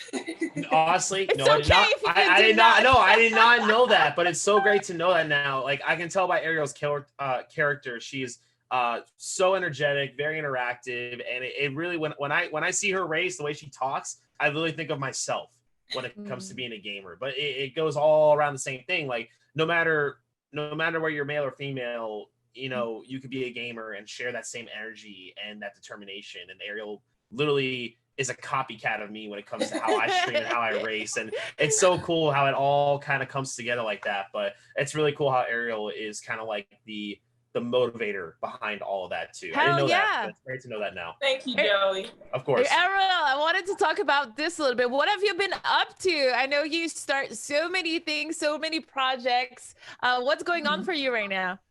So, we just finished with the 2K all-female tournament, which went great, amazing. It was sponsored by Starburst, so it was amazing. Oh. Yeah, it was pretty phenomenal. And now I'm actually working on a diversity and inclusion piece with an esports team. I cannot tell you yet. It's going to come out a few days. Yes, it's going to come out a few days after actually this is presented. And then you'll know. But just working on being their creative strategic partner and helping when it comes to women in gaming and diversity and inclusion, because it's a big piece in this esports space. I didn't think it was going to be so big, you know, coming from traditional sports. The similarity was very impactful to me. And I was like, what can I do to help? So I'm doing a lot of things in that area. I do believe that in some sports, women are like a little bit ahead of what women in gaming are, and your sports is one of them. The WNBA is one of the most prestigious women league / tournament in the world when it comes to sports, and you're at the top of it, on top of it. So I'm looking forward to having all of your expertise and just experience and background when it comes to making a difference, being transferred to gaming. Joey, what's your little bit of an advice for Ariels as she head towards qualifying round? Same thing I said from the start. Keep being a G and make sure you know the grass is lava. Just don't touch the grass, and she's gonna be just fine. I think she's the favorite to win. I really do. The way she was driving the car, the way it was looking, you know, with that type of personality and that energy, that can transfer to the car very well. That shows you she's determined. She wants to win. And like, that's the mentality that I love. So I think she's going to do a great job. Literally after that race, I told myself, I got to get me an Aerial Powers jersey. I got to hang it up back here somewhere and everything. Hey, we can trade jerseys. I want one of yours and I'll give you one of mine. That'd be hey, fire. Yeah, we got to do that. We got to do a jersey swap. Yes. That's exactly what we got to do. That's quite awesome. Ariel, when you watch back what the commentators said about your performance, they both said they would sit next to you in the car, and that was a proof of how much they trusted your performance. So that's they trust you with their life. Exactly. That's kind of the level that we're at right now. I would sit next to you in the car. So that's just great news. Guys, thank you so much for this beautiful interview, and good luck, Ariel, for the main event coming up very soon. Thank you. She's going to kill it. She's going to do good. Thanks, Joey. Our final practice session now on the racetrack. Those drivers being Hope Solo and Natalie Decker taking their turns here at the road course at Indianapolis Motor Speedway. And you can see the aerial shot there. Taking to the front is Natalie Decker, who's piloting the number 43 Richard Petty Motorsports entry. And then right behind her is Hope Solo in the number 1 car. I think it's easy to say, Rachel. Hope had a little bit of difficulty prior to today's event getting things set up. She did say she had some practice, so it will be interesting to see how this practice session plays out for her. Yeah, and so far you can... Oh, that was close. Yeah, so far you can see she's just really getting to grips with things. You can see she's just getting warmed up, I think is the right way to say it, warmed up on track. Although, I don't feel she's that cautious by how she's racing. I really don't. I feel, again, a lot of our newbies, rookies, novices are very good on straight. Obviously, it is the tight corners that are pretty quite challenging. But I actually think she's doing pretty well so far. A lot of confidence, which is key when it comes to something like this. It's a lot of confidence. Yeah, I'm very impressed so far. And I had been spoken to again. Hope is actually in the number 99 paint scheme. One of the cool things about the NASCAR HEAT platform is you can choose an array of drivers throughout NASCAR's different regional and national touring. Whoa! Ooh. Contact there between her and Natalie Decker. She's like, hey, Natalie, you know what? You race professionally. I play soccer professionally. But let's battle it out right here in this practice session. So Hope already showing that aggression that we know she has on the soccer field, putting it into play here on the racetrack, trying to keep up with her driver coach of Natalie Decker. But again, she is in the 99 for this practice session. Unsure of if she will change back to the number 1 car for her qualifying and feature later. But awesome that they've been able to create their own paint schemes. Rachel, if you're going to paint a race car and you can have it any color, what number are you going to have, and what is your livery going to be? Oh, that's very good, very good. I think I would go... I like black and yellow. Don't know why. I like the black and yellow. number-wise, I'll either be 25 because my birthday's on the 25th, or number 7's meant to be good luck. I think I probably have to go to 7 because I think I've seen as much luck as I possibly can. What about you? What number and colour should you go for? Ooh, see, that is a tough one. I always had a blue and orange car due to sponsorship that actually followed me through a lot of the ranks. So I just kind of coined those colors, and I always had number 46 as my race number because racing was in my family. My dad was 26, my brother was 36, and I was 46. So I'll have to get on NASCAR Heat, create my own little heat scheme, and maybe see my race car come back to life. But Natalie has taken a step back here and allowed Hope Solo to jump out in front. Natalie will maybe coach from behind here as Hope now enters that first corner at high speeds, trying to keep it out of the grass, but Natalie following her through the grass. So interesting coaching tactic. But again, they are in communication, so you know there are some laughs being shared right now as Hope tries to figure out this road course. Nice. So stay right up next to this wall the whole time. You can even get a little closer to it. And don't turn in too soon. Wait. Now turn in. Oh, gosh. You're doing really good. Hold on. Uh-oh. Come back on track. You know, once I lose control, oh gosh, I can't ever get out of it.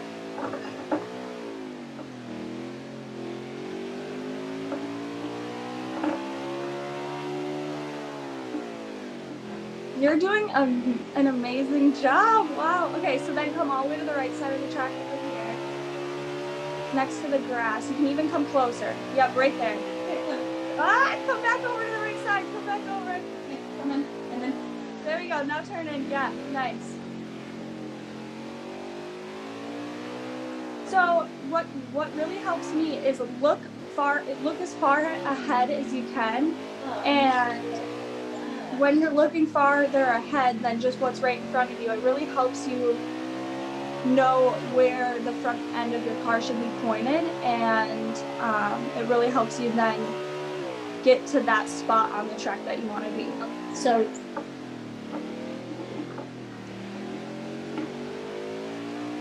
nice. This section you're really good at. Until then. No, and then that happened. No, okay, good job. You're fine. You're really good through there though.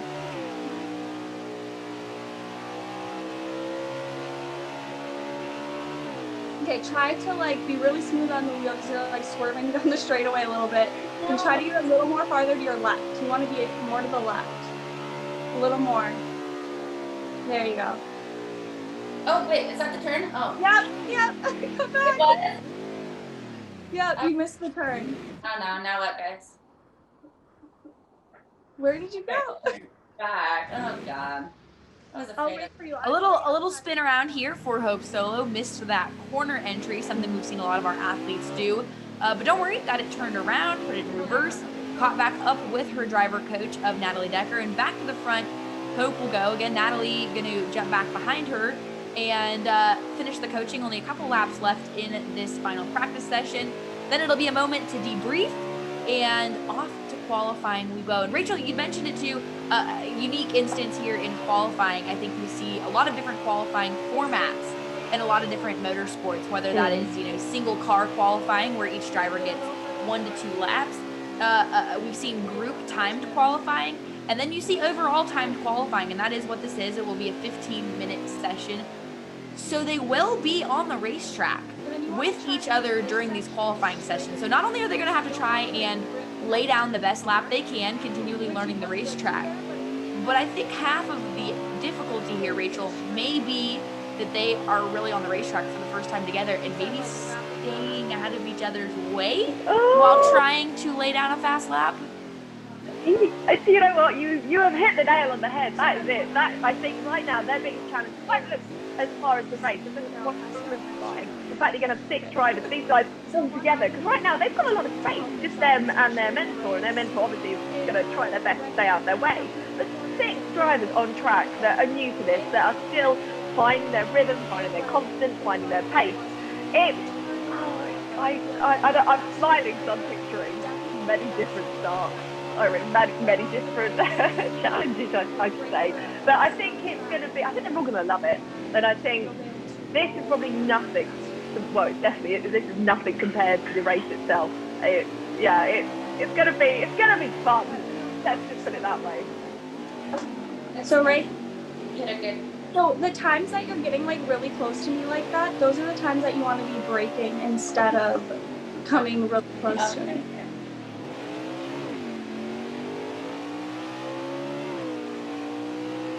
So you weren't slowing down for me, you were showing me where to brake. Yeah, okay. So then, can you see me coming to this corner? You want to brake where I'm at now, brake really hard. Good job, that looked really good. Oh, okay. Brake right here where I'm at, turn in.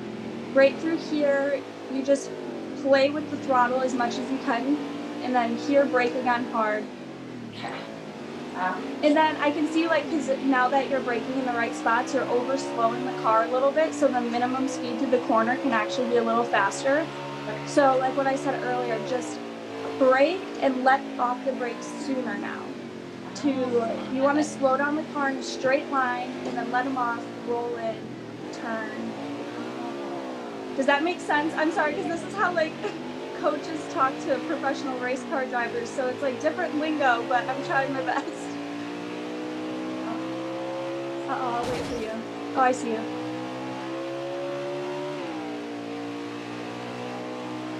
Oh, we're done? Oh, that was it.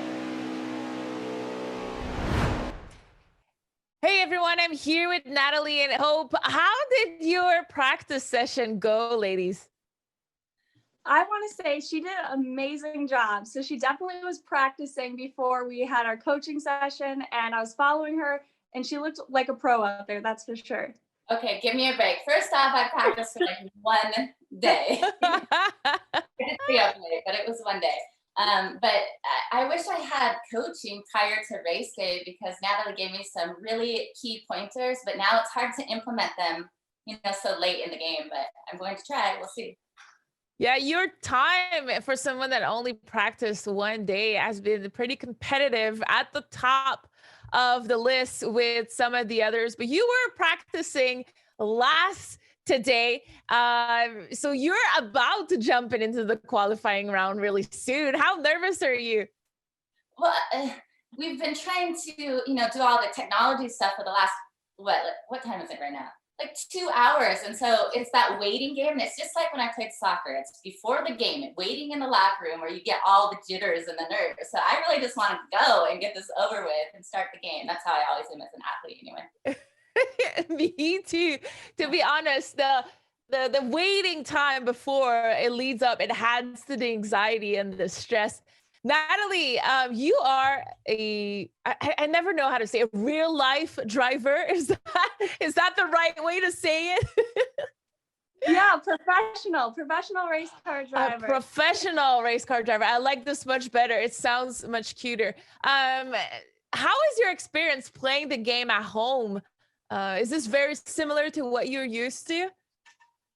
It is. It's so crazy how good technology is. And we have these sims at home that us drivers can practice on and then go to in real life and have it feel so similar and so real.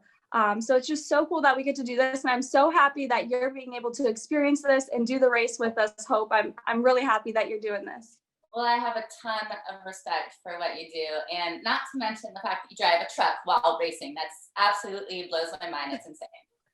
But I mean, it really is incredible. So it's an honor to be coached by you. Thank you. What was your strategy, Natalie, while you were coaching Ope in the last couple of laps? Did you see any improvement? Did you have something coming in, a game plan for her?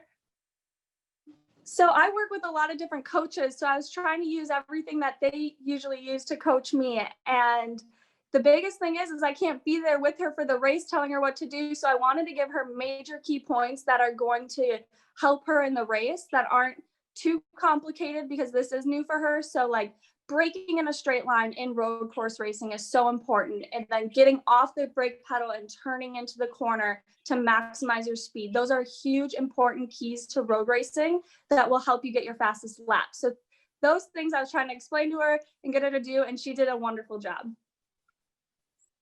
I was on the break. I'd like to ride the brake for too long. So she got me to take my foot off the brake a little bit quicker.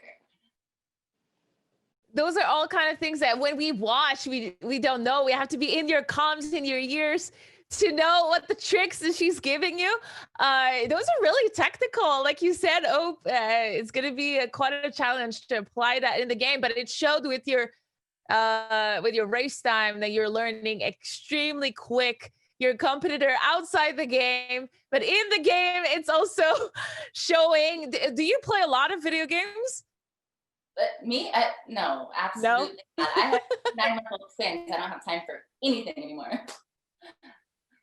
Well, we appreciate that you took the time to be here with us today. Actually, this is what I wanted to talk about. Why did you want to be part of this Race Me event, talking about gender equality and diversity? Is that directed at me? Yeah, you. Let's start with you. Okay, I'm sorry. Well, first off, I'm a competitor and I like to have fun. So it's not that I wouldn't be all for gaming. It's just I don't have time for it, right? So I feel my competitive juices flowing, and I do love to race all the way back to the 90s when I played Mario Kart. I mean, I love to race. I love arcade racing games. So I knew this would be a fun event. And then for it to be involved with so many empowering women, women who are trying to change the landscape of the way we live today and trying to push for societal changes, which we're not near where we need to be. So it's a very, very strong and passionate group of women that it's just empowering to be around. And honestly, I think we all need, in this day and age, we all need some uplifting spirit and hope to keep the fight moving forward. So it's perfect to spend my Saturday morning with this group. Absolutely. Natalie, is this something that you feel as well? Yeah, so I have this crazy story that I'm so excited to tell. Okay. And I don't know if it's luck or coincidence or what, but when I got asked to do this, I was so excited to see that Hope was doing it, because when I was in high school, my literature sports teacher had us read your book. And I was so inspired, and it was so cool. And don't tell any of my teachers, but it was the only book I fully read. And so I was so excited that you were just even in this group doing this. And then what are the odds? We're working together and I'm coaching you. So it's just so cool. I even emailed my teacher and I told him when this airs, he better watch it and play it with the class. And he's like, this is so crazy. I'm actually having my class right now read the book. So I just wanted to let you know. And I'm so happy I'm your coach. Oh, wow. That's amazing. That is a crazy story. Feels right now. That's incredible. I'm so happy for you. These are the kind of things that, you know, life important changing moments in our lives that are so crucial to be talking about. Thank you for sharing that beautiful story. Yeah, you're welcome. Okay, so let's just say this was your final tip to Ope before she goes into the qualifying round. What would you tell her, Natalie? Well, you're an athlete, so just remember, focus on what's the task at hand and what's in front of you. Like, don't overthink and don't think about what you have to do the next lap, or don't think that you need to win or be fast. Just remember what I told you, break in a straight line, focus on what you need to do, but overall just have fun, because racing is so much fun and you get to do it through a sim, and I'm glad you get to experience this, and I just want you to have a good time. Natalie, I don't even know how you win. Is it the fastest lap time? Is it the best average of all the laps? I don't even know your sport at all. Okay, so the first car to cross the start finish line when the checkered flag is waving, that's who wins the race. So in road racing, you want to stay on track. You want to keep having your best lap times that you can have and just be consistent, because a lot of people go off track and make mistakes. There's a lot of corners. It's not like oval racing where we just go in a circle. So just stay consistent and stay on track, and hopefully you'll be crossing the start finish line first. Okay, thank you for everything, Natalie. I really appreciate it. Yeah, thank you so much, ladies. Have fun, Ope, and good luck. And thank you so much for joining us today, Natalie. This is it. This was the last interview before qualifying rounds. Good luck, everyone. Thank you. Good luck. Thank you. Bye, guys. Bye. And qualifying now underway for the Race Me event. And these drivers taking the track for the first time in today, solo, without the guidance and coaching of the people paired up with them to help them maneuver. The Indianapolis Motor Speedway road course, first one out here amongst all of them. Again, you can see them all there on pit road, waiting to take their turns, waiting to get off pit road. Definitely a challenge for some, making sure that they don't jump off pit road too quickly. But 15 minutes, Rachel, will be the time given to turn the quickest lap that they can. I think this is a heart palpitation moment for all of them. I think all of a sudden, and you could sense it here just for us watching it, all of a sudden it's like, okay, this is it now, this has started. Our mentors, our teachers aren't here with us anymore. We've got to go out there, and you don't get, after these 50 minutes, you don't get another go at qualifying. You've got to do your best. So yeah, and I do love a dark horse. I do love seeing, some of the drivers that weren't necessarily as brave maybe, or were maybe too cautious at the start. I want to see them do well. I want to see them realise their abilities. And it's just so fascinating getting sports people from different backgrounds, all in and starting on that even playing field, all in these esports cars and seeing what they're capable of doing. So far, I think we're gonna. I don't want to see cautious drivers, and I want to see more aggression. There we go. That's what I want. That's as demanding as I'm going to be. We've got Oksana here, number 19. Again, one of the drivers actually. I'll say this. That I actually think I would like to be one of my dark horses. Not saying anything about how she's raced before.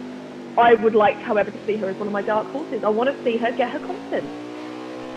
And a little timid, she was definitely during the practice session, but quickly jumped into it. Now, Liv Morgan on the track. We watched her during that practice session. First off, vibrant race scheme that she has there. I saw Mountain Dew, I believe, on there at one point. A multitude of colors. Apprehensive, maybe some technical difficulties during her practice session. So hopefully we've got those sorted out here for qualifying. Also in the 14, though, Madison Packer now on the racetrack, trying to take her qualifying lap. Clean looking race car there with her paint scheme, red, white, and blue. Again, a hockey player. Madison Packer was teamed up with Kaz Grala during practice. Good little coaching session for there. Seems steady so far. Again, still early. Yep, spoke a little too soon. We're good. Still made the corner. Was able to circle back and get back on the race course. At this point, I just need to stop talking, because every time I start to talk and commend, something happens. So Liv Morgan, though, Rachel, looking a little bit better than previously. Contact, though, between two of the drivers here in qualifying.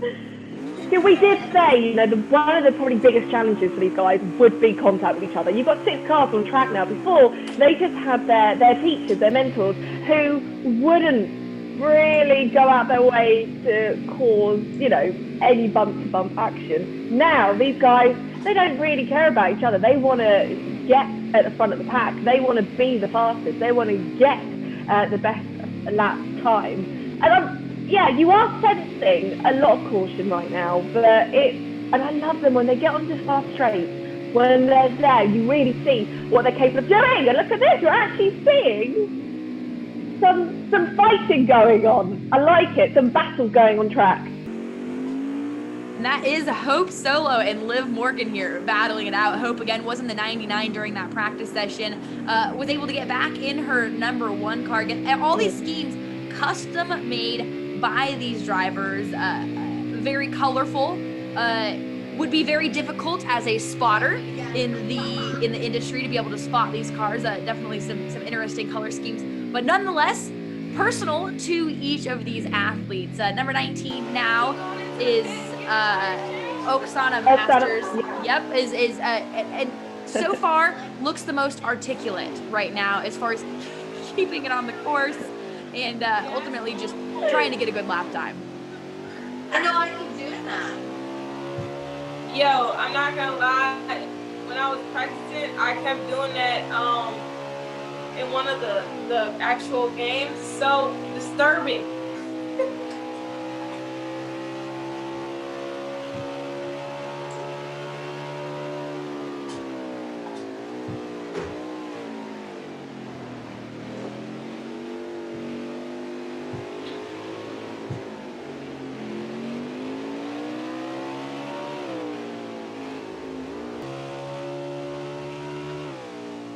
Wait, so like, what's a penalty again?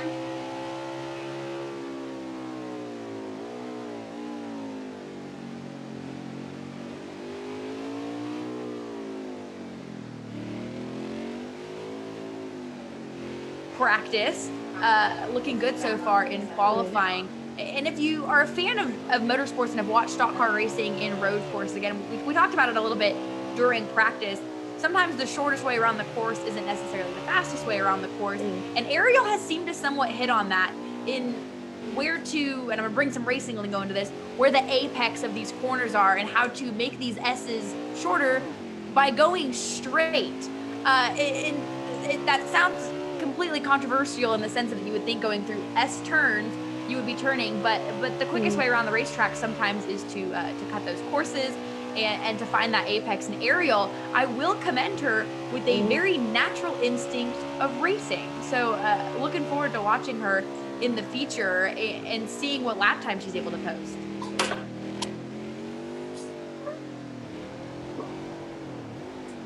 I remember.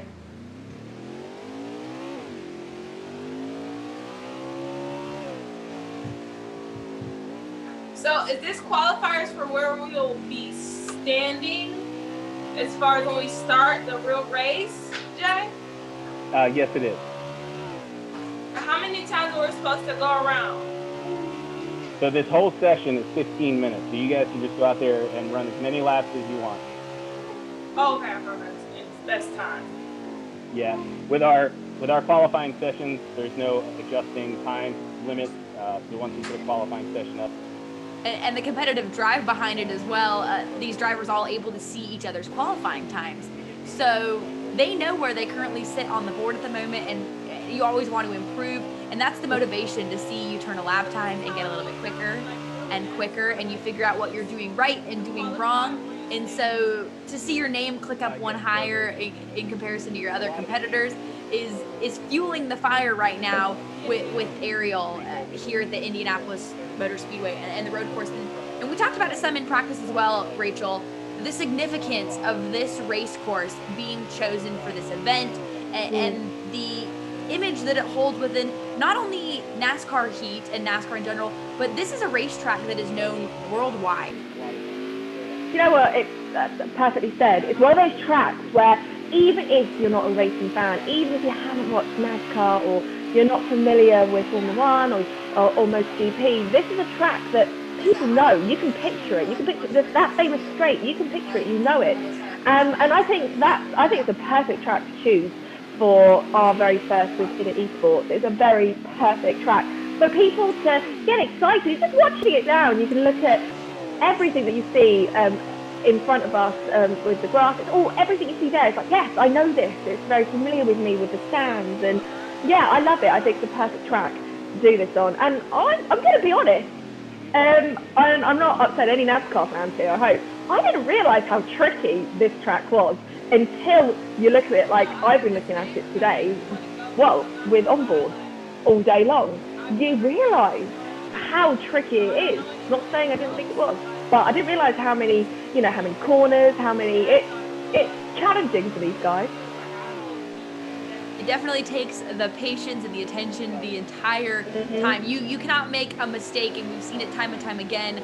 At the events that are held here, you can lose a race here at the Indianapolis Motor Speedway Road Course on the last lap because the racing is usually so intense and one little slip up. But so far, sitting in the standings, Hope Solo was at the top of the board. Packer was sitting second. Hammond was third. Oksana was fourth. We're seeing a little bit of a shakeup here with my pick, which was Aerial Powers, not looking so hot so far in the qualifying, Rachel. Yeah, I believe Ariel is fifth at the moment. So again, with Hope Solo being in front, it does show you it's our foregone conclusion. I'm trying to think of something quite funny to say, because I know Hope Solo is a former professional soccer player. You had Ariel that was a basketball player. I'm trying to think of something funny with balls and like that skill set, but I can't think of it. But clearly there's no correlation between being able to, I don't know, play with the ball and drive a car.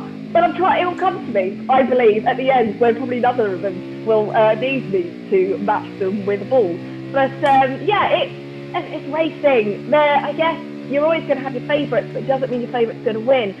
Confidence for these guys, they're learning, we're watching them learn, which makes it even more exciting.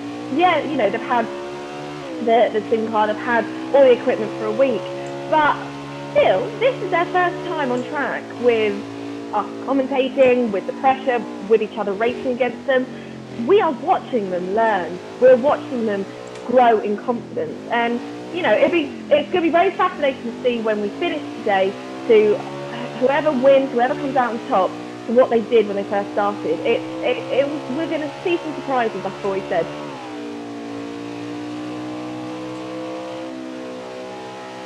And to continue that conversation, one of the cool things about esports is that you never know when you'll hop onto, you know, a NASCAR Heat lobby, and you may have Hope Solo playing NASCAR Heat 5, you know, down the road and maybe in a lobby with her. And that's something so cool about esports, is that it provides the opportunity for fans, enthusiasts of all sports alike to be able to interact with, you know, drivers, athletes, players that they may not get the opportunity to. I mean, in realist, you know, in a real situation, in what world would you be able to just, you know, hop on something and there's, you know, Natalie Decker or Kaz Grala, Hope Solo, Aerial Powers. I mean, again, she's a perfect example of a gamer. She plays NBA 2K. She plays a multitude of other games.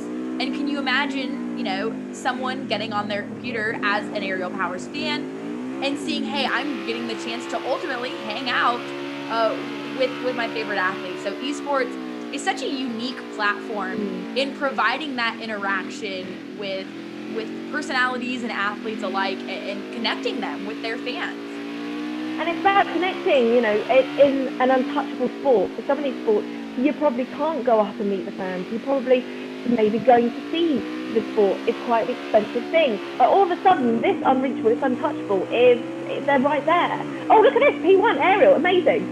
Look at me, yeah, that's what I thought at the start. But again, and that's what is so great about esports. And I know it's been around for a while, but I really feel like all of a sudden, and I think it's to do with 2020, I know of F1 drivers to keep their skills, to hone their skills even more. And I believe people like George Russell, they were doing a lot of esports.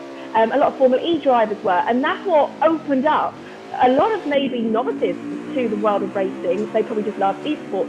All of a sudden, the two worlds collide, and that's what's so great about this, that we have people from different sporting backgrounds all taking part now in today's race. And it's different fans of sport, and who doesn't love this?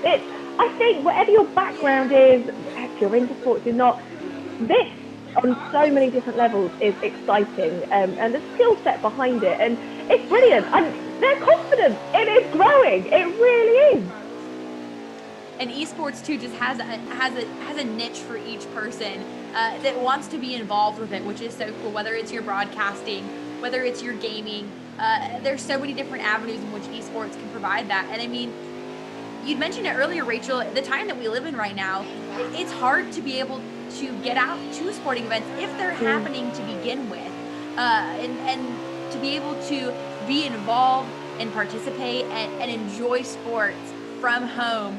Esports is providing that opportunity. There was a time period over the summer where all of our productions were completely from home, and similarly so in this production here of the race and the event, all located for the most part at our homes, production being done globally from, like I say, at-home studios. If I had $1 for every candid shot my kitchen made it into this year, I wouldn't even begin to know, you know, it would be quite interesting to know.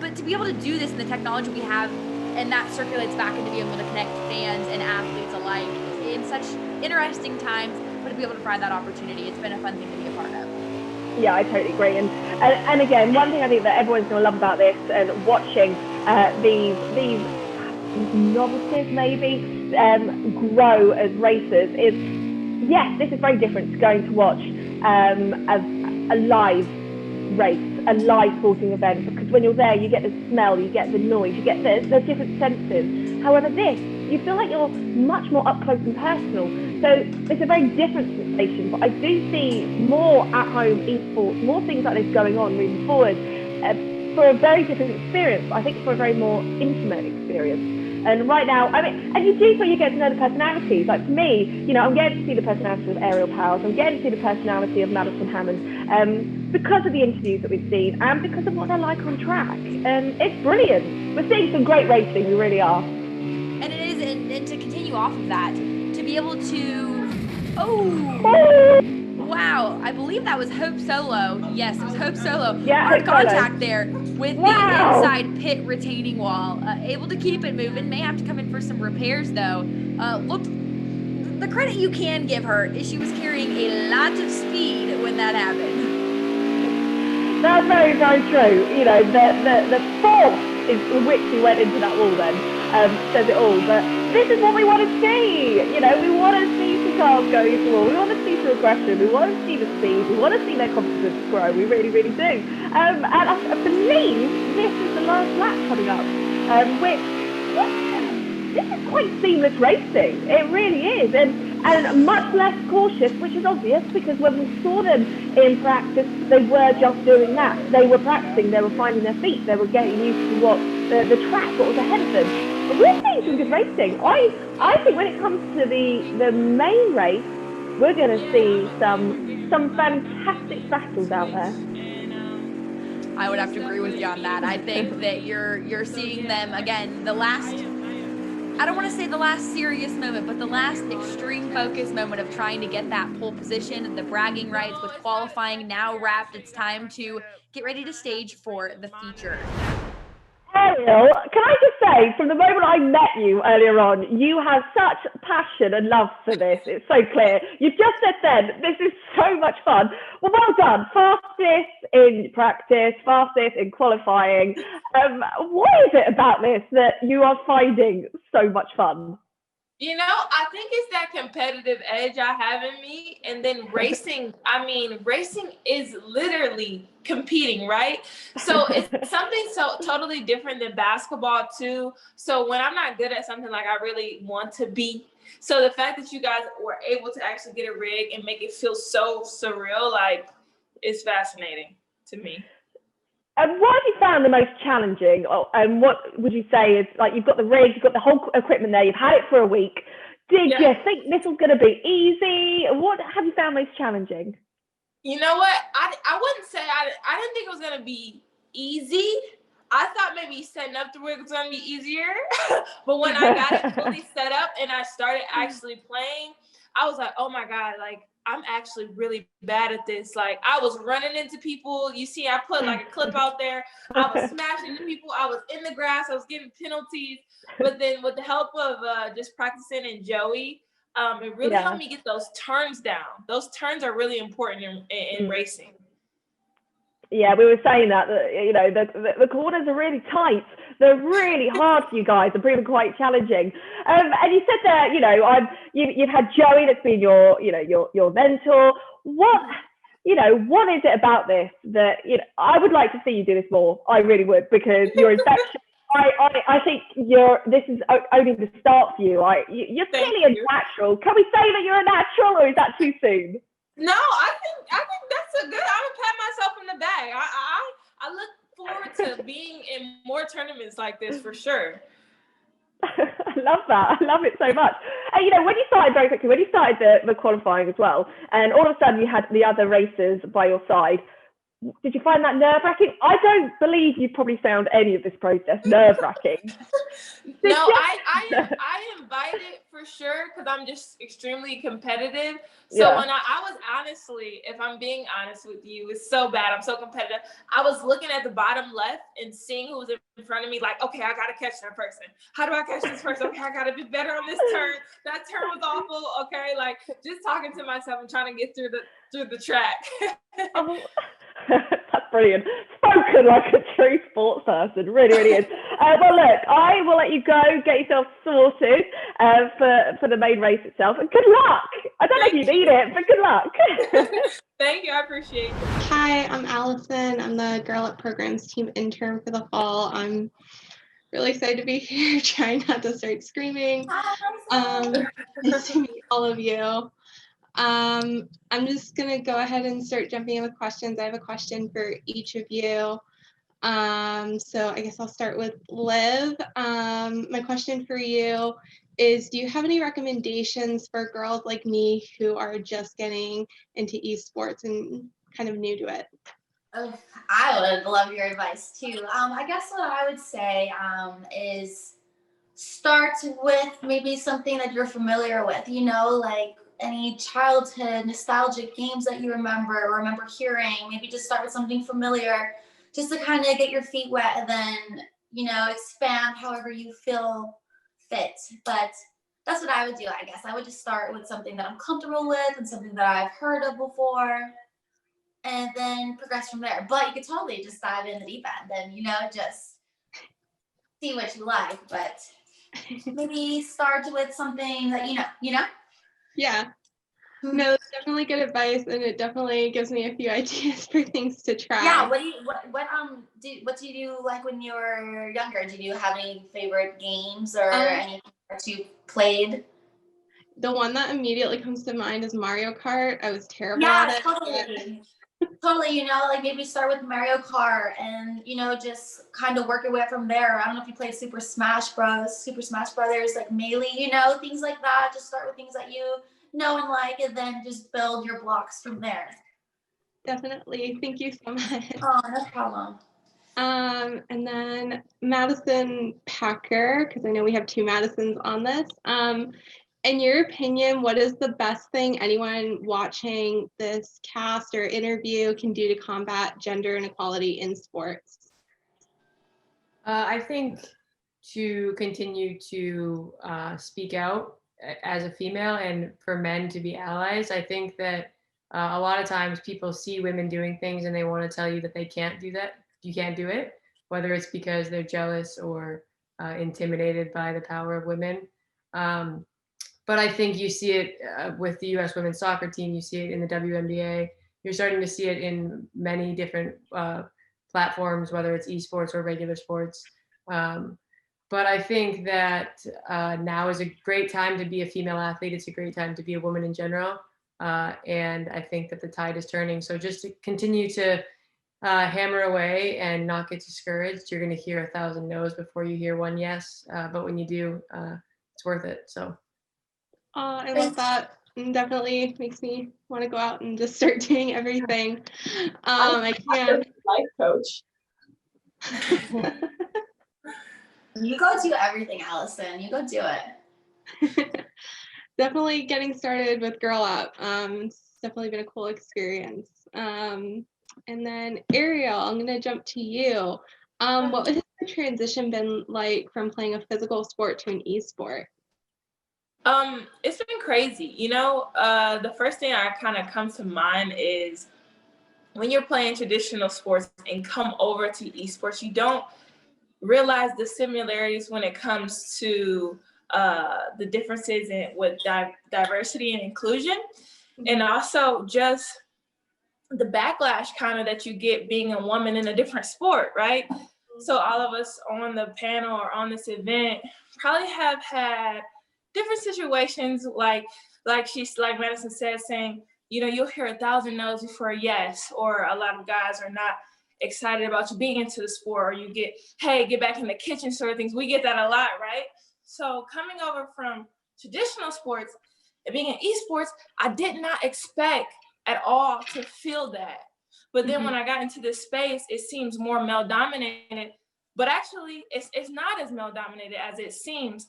So for me, that was the biggest difference, the shock of, wow, no matter where we are, women face this, and how can I change it? No, I definitely agree. It's always kind of jarring to realize that these things still happen in other spaces where you wouldn't expect. Right. And that's kind of, I know for me, a big driver is every time I'm encountering instances of gender inequality or inequity, it still gets me every single time. Right. The contest. Awesome. And Madison Hammond this time, what was an early experience you had or witnessed that inspired you to combat gender inequality in sports? So for me, it's not only about battling gender inequality, but also making sure that diversity is represented in as many ways as possible. So whether that's through diversity of race, diversity of experience, just diversity of thought, and just making sure that we're representing as many women as possible. And it's not just one type of woman that can do something. We can't leave behind so many other women and their stories and their experiences. And the more that we're willing to learn from those experiences, like for example, today, just learning from my coach, Gracie Trotter, and I had no idea about anything in the NASCAR, and just like talking to her for 5 minutes, I've learned so much and have a new respect for what she does, because I think all of us as athletes can sit here and be like, oh, it's not that hard to drive a car, but to know like, oh, a car is heavy and you have to be fit to be able to drive a car. Like those are things I never even think about. And so just being able to be open and listen to other people's experiences is really important, and I think going to help all of us moving forward. Awesome. Again, I love that. It's so cool to just hear from you guys, and the advice that take every experience out of the learning experiences. Definitely something I'll keep in mind going forward. And Hope, this is a little bit similar to Ariel's question, but what aspects of training or play in physical sports were you surprised to find translated well into esports? I think for me, it's the focus level. You can't really switch off for a second when you miss your turn. I'm not really into esports or anything. I don't really have the time to do it, but I can't believe how exhausted I am mentally after 15 minutes of racing. And it was the same thing as a goalkeeper in soccer. You have to be committed to that mental focus for 90 plus minutes, the entire game, right? And I feel that sense of exhaustion after I get done playing. In terms of, my shoulder, I always had shoulder issues as a goalkeeper in soccer, and I feel my shoulder right now, just holding onto the steering wheel, and my hands feel like they tingle and they feel a little arthritic because I think I'm holding on so strongly. But I never imagined that physical aspect or even that mental aspect would transition over to esports. No, yeah, it's always I was really curious about the answer to this question, just because I'm still new to esports, so I was kind of curious how that would translate. Thank you. And Oksana, why do you feel like events like Race Me are important in the fight for gender equity in sports? For me personally, coming from, I kind of have like a double whammy being a female in sport, but then being a Paralympic athlete in female in sport as well. It's a lot of times like male athletes are like, oh, well, the women's field's so easier. And then on top of that, a lot of elite sports and Olympic level sports, they think that Paralympics isn't as competitive. And I think in that sense, like Race Me, I think a lot of people maybe can have preconceived notions of esport, like, oh, anyone can do it, it's not that hard, kind of thing. And that is very similar, that a not awareness of each ability. But the thing is about Race Me is it's a really cool opportunity for me to kind of show I'm driving with hand controls. And so esport is literally for everybody. It's not just for pedals and everybody, and there's no perfect way and right way to do something. It's for everyone, and I think it's a really great platform, Race Me, to bring that awareness. Awesome. I really agree. I think I've been in part of some of the Girl Up events this fall, and it's always really cool just to see how much more people are learning just from participating in the event, even if they didn't realize it. So thank you, all of you, for participating and helping support the fight for gender equality in Girl Up today. Oh, thank you, Alice. Thank you. Hope you find so many games that you love to play and you become the best gamer ever. Thank you. It's time for our feature event here in Race Me. The cars are gridded. It looks like green flag is in the air. Your front row, again, being aerial powers. We talked to her, Liv Morgan, on the bottom there. Ooh, already 3 and 4. Watch, Rachel, it didn't take long here. Ooh, and we are all over the place. Madison Hammond, though, taking advantage of it in that third spot. We'll try and slide in there, but not without a challenge from Liv Morgan. These ladies already being so aggressive. This is what we wanted, Rachel, and it is showing right now. You know what we did? We wanted to see aggression. We wanted to see a fight, and they're all doing it. They're all so like, this is my last opportunity.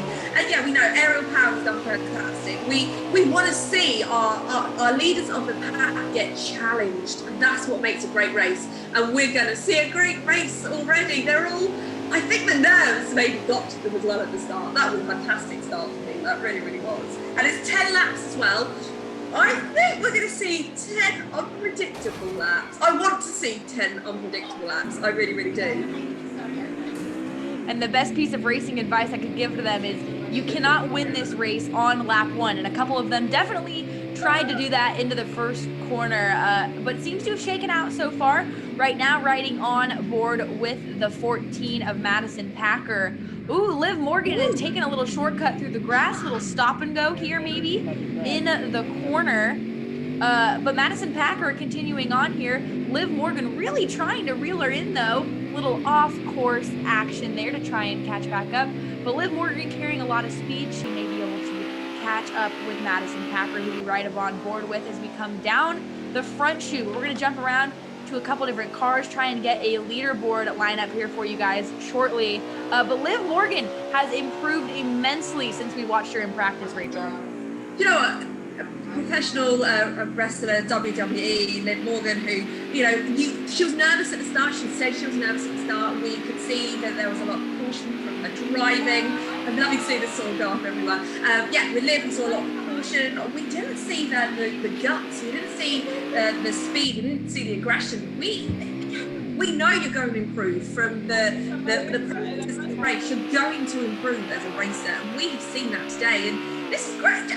I'm going to say it. I don't think we can maybe say it's obvious who's going to win at this point. Of course it's not. It's just started. But normally you think, they're in the same formation. They're playing it safe. I don't think anyone here is really playing it safe. I really don't. I would have to agree with you. I don't think anyone is playing it safe. It's all bets off. They want the bragging rights of winning the first Race Me event. And on top of it, not only are they going to get the bragging rights, the winner of this race is going to win this entire setup that they're racing on. Everything from the sim rig, the Fanatec wheels and pedals that was given to them. They're going to win the entire setup. Right now, Ariel's looking pretty keen to get that winning package. But our drivers aren't the only ones that have the opportunity to win.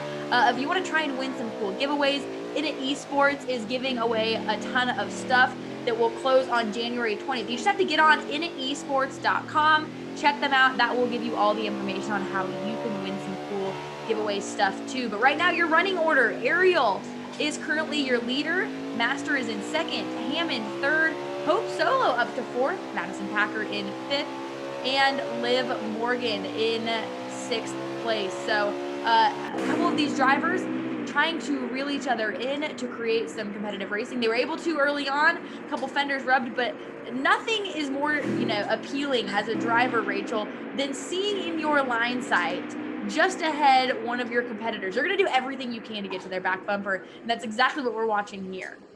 Yeah, and Ariel earlier on was saying, yes, I'm very competitive. It's all about, you want to be the best, you want to be the winner, and you're going to keep an eye on who is behind you. You're going to keep an eye on the times. You want to be the best, you want to be the winner. And what's the point of doing a whole day like today? They probably feel like, we've done all of this so far. I want to walk away with this saying, I'm the very first winner here for Race Me. And also, Oksana, how well, this is someone that at the start in practice that she got to know the soil very, very well. Got to know every part of this track, apart from the track itself, very, very well. Because, you can see the inexperience, you can see the nerves perhaps, but again, confidence has racing's wonderfully there. Once you know you've got the capabilities, once you can feel that speed, and everyone is getting that with this esports. Everyone is feeling that, and it is that sensation, it's that intimacy that they're feeling right now on the track, and it's brilliant racing. And Ariel, I hope she's got that big smile. I hope she's squealing as she goes around track. The same enthusiasm as she's had throughout the day. But everyone here is, and they want to. You can tell they just want to be the best of the best. Typical sportsman. And caution is actually out on the race course at the moment. Competition caution here to go ahead and regroup these ladies, get them all back together and allow them to race that side-by-side action. So competition caution has been thrown. This will allow the game to reset, regroup all of the girls back together. So there you can see it. We've got them regrouped. They're coming to the green flag once again. This is the exciting part of each race. With the green flag in the air, they're all going to go sailing into turn one. Oh, melee already happening here on the front stretch. Multiple cars into the wall.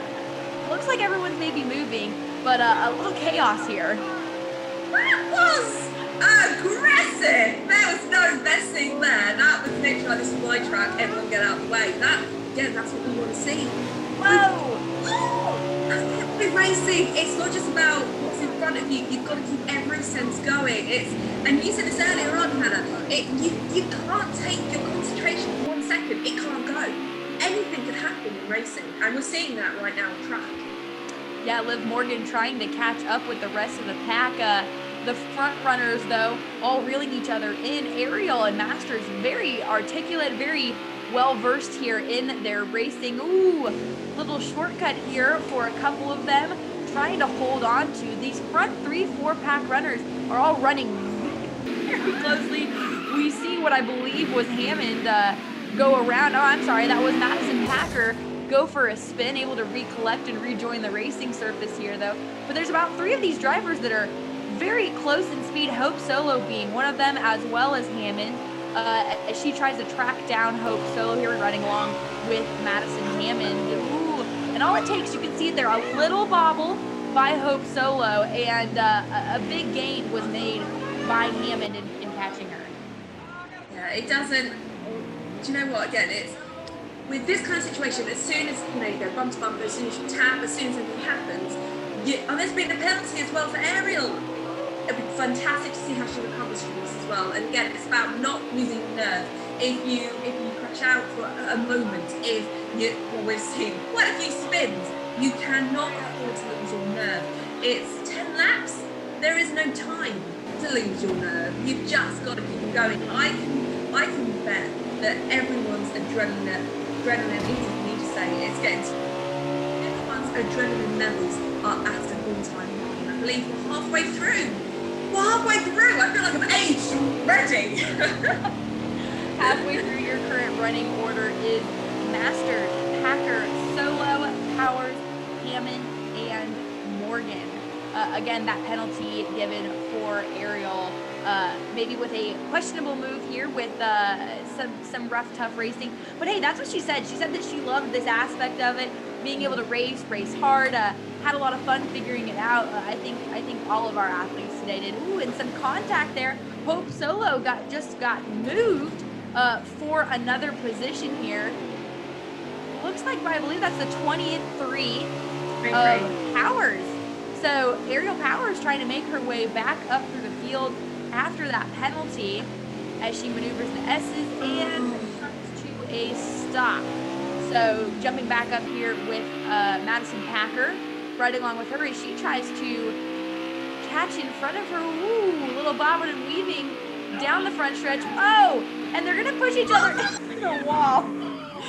Madison Packer now with that front running position after contact. You have to wonder, Rachel, we've seen some penalties thrown. We've seen some officiating take place here. Do you think that move by Madison Packer could result in a penalty? I mean, there's got to be, surely. You can't just go full throttle knocking everyone out of the way. There are some rules when it comes to racing, no matter what you say, and you can't. I'm sure we'll see some kind of penalty. I really do. This race, we want to see a few scratches is the right way of probably wording it, but we want to see it. We want to see cars do this. We want to. Come on, you've got to turn it around. You've got to keep going. This is electric stuff. I wonder if, with some of the drivers that have maybe bumped into others, because in other races they do get really wound up. They do take it quite personally, get quite angry. And other drivers they're the same right now, or they're very much like, it's just a race. I think they're quite annoying, which makes it even more better. Quite exciting for us right now. Ooh, and on that note, contact here between Masters. Oh, I'm sorry, between Madison and Packer, and it looks like who is the 9 card? Is that Masters? I think that may be Masters. Yes. Yeah. Again, lovely. Love these ladies' paint schemes that they picked out for this. Definitely difficult from a bird's eye view to be able to distinguish. But back on what you said, Rachel, it's been so interesting. And you know the fire is fueled between them. The competition aspect is quite hilarious. And we touched on it a little bit ago about the people that make this happen. And a few more that we want to, give the tip of the cap to. Motorsports Games, who creates this NASCAR Heat platform and NASCAR Heat 5. We've been so enjoyed having them be a part of this. They've been dedicated to combining the video game development with esports to deliver exciting and innovative experiences. And officially licensed by NASCAR, Motorsports Games is the only esports partner of choice for many of the world's leading motorsports holders. Also, Asus computer hardware, they've joined us as well as WWE, again, Liv Morgan with us, and the NWHL. So many people that came together for this, and it's coming down to the final laps here. We're nearly done with this race. Madison Hammond leading, a dark horse leading the race right now, Rachel. Definitely not someone that I want to say we had picked, but wow, attrition paying its dues right now. I totally agree. I was about to be a little bit smug and be like, well, said about the dark horse, but I didn't say about Madison Hammond at all. So I really can't take this. I really can't. But this is brilliant. I feel like I need to lie down after this. I don't know how the ladies are doing, because this is stressful. I believe we're coming to the end of the race as well. This is flown by. This has been one of the races I've seen in a very, very long time. And that would be it right there. I believe Madison Hammond just crossed the start-finish line, winning the inaugural Race Me event. You have to wonder, is she going to get the chance to kiss the virtual bricks? An Indy tradition here at virtual Indianapolis Motor Speedway in the road course. Madison Hammond, though, your winner. Wow. Amazing to see this pan out. Packer coming home in second. It was exciting, Rachel. That was incredible. And I would guess I would like to see that virtual kiss. I'm sure it could be possible in the future to create that. I really can. That was incredible. And also, none of us were right in our guesses. Who would win? It makes racing what racing is. It's unpredictable. It's so exciting. What an incredible race. And I hope every single one of them are just elated by that. I hope no one walks away thinking, oh, if I'd done this, if I'd done that. I mean, that's racing, that's their competitive streak probably, but that was incredible.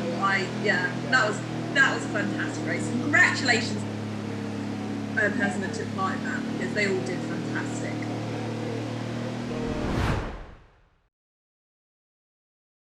Well, Madison Hammond, congratulations. I mean, I think for everyone, was exhausting. I nearly spoke, that was it. But you said there that was stressful, talk us through it. Well, at first, my first lap was a nightmare because I totally got pushed into a wall. And before the race, I was like, okay, just don't hit any walls, just stay on the track, things will be fine. And I start and I spin out and I go, oh no. But then when we had the restart, I didn't realize that when I was like in an okay position. And then I didn't realize that when I went in for the pit crew, I was going to get put in the back. And so then I had a whole nother mountain to climb. But honestly, I'll give my credit to my win to Madison and Oksana, because both of them went off the track and I just kind of snuck on by. And then after that, I was like, just stay on the track and don't let anybody pass you and be fine. I mean, for everyone watching, that was such a great race. That really was. And like when you then were at the front, when was that moment when you thought, I'm going to win this? I've got this. Was there not that moment? There's like on the track one last really hard left turn. And I said, if you make this turn, you'll be fine. So I was like, I'm going to take this turn as slow as possible. Don't let anybody stress you out. And then after that, I was like, okay, let's go win. I like it. On a wing and a prayer. That's what happened. Well done. Congratulations. But did you enjoy it? You did say it was stressful. It was every emotion. Did you enjoy it? It was really, really fun. And it was fun to hear everyone's reaction live time. A lot of screams. Madison Packer, congratulations. Second. That race, well, it was electrifying, which I think is a very good word. How did you find it? Did you enjoy it, more importantly? Well, I'm sweating. It was more nerve-wracking than I thought it was going to be. But like kind of same as Madison, I was in a certain position before the pit, and then I didn't know that the pit would move you back. But then it kind of helped me because like 4 cars crashed off of the pit start. So then I ended up in first. And there were some muggy tactics by Oksana, and we crashed. And Madison took the lead. There was some vicious line taking going on, Madison. I was like, I was waiting for her timeout to happen because she's in the grass and taking lines. I'm like, okay, here's my chance. Here's my chance. Just go for it. It's funny that Madison said though about the left turn because I was like, if I can catch up to her and hit her back bumper on the left turn, I can take the lead. See, already you've spoken like a true racer there. You're like, right. Spin her out. But did you find it like you said you felt the nerves then? Did you feel that competitive streak from the start, or was it quite overwhelming, or you just you felt the competitive streak from the start? Oh yeah, competitive. Also because it's been like so hyped on social media, like all my teammates know that it's happening. I said we were joking before. My mom told me that she's rooting for Oksana and not me. So there was a lot of pressure to perform. I love it. Oksana, I think for us, watching you from the practice to ending the race in third, you came such a long way. You improved so much in a short space of time. Do you feel that you've had that, you've improved that quickly? I definitely shocked myself and surprised myself. I was not going for a podium because I like to think realistic. I was like, okay, just don't be last and just don't get any timeouts. So I wasn't last, but I did get a couple timeouts, so that's okay. But yeah, it was exciting. My heart, every time, regardless if it's on esport, like a game like this, or in the bike, like my heartbeat started pacing, and then when the clock goes, and then every lap, I started realizing, oh my God, I can feel my heart in my chest, in my stomach, in my hands. Why am I getting nervous right now? And we could feel that there was such an adrenaline rush because the race was so it was electric, it was close, there was aggression from everyone involved, but yeah, I think everyone's heart was beating, taking part, watching. But have you enjoyed it? Are you glad you took part?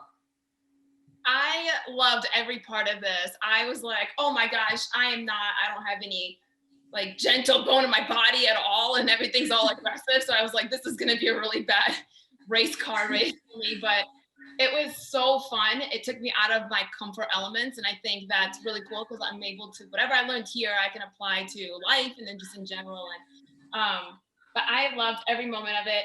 I'm gonna channel more of Madison Packer in me next time. I demand a rematch for sure. And then take the calmness and control that Madison Hammond had. Beautifully said, eloquently said there. Well, look, Oksana Masters, congratulations. Madison Packer, congratulations. I can't wait to see the rematch between you two, by the way. And Madison Hammond, well done for our very first race meet winner. Congratulations, all three of you. That was brilliant to watch. That really was. So well done. Thank you. And Hannah, you enjoyed it as well.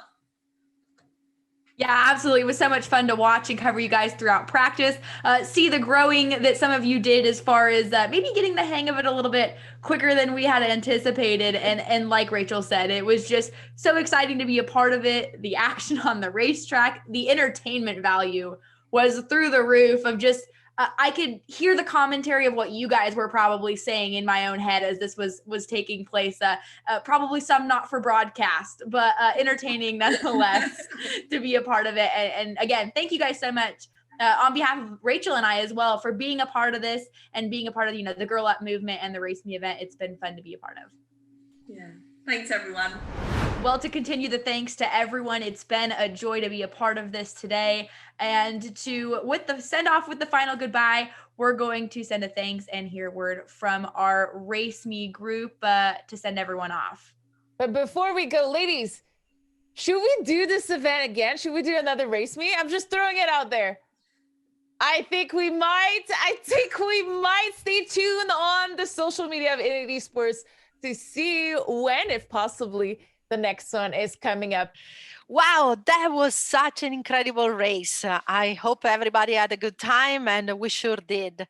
When we came together to create Race Me, the idea was to bring together traditional sports and gamers to push for gender equality, diversity, and inclusion. Yes, Steffi, and today we can say we might have achieved this. We had the chance to partner with Go Up and for this project, and we are more than happy to donate all the proceeds of this event to them.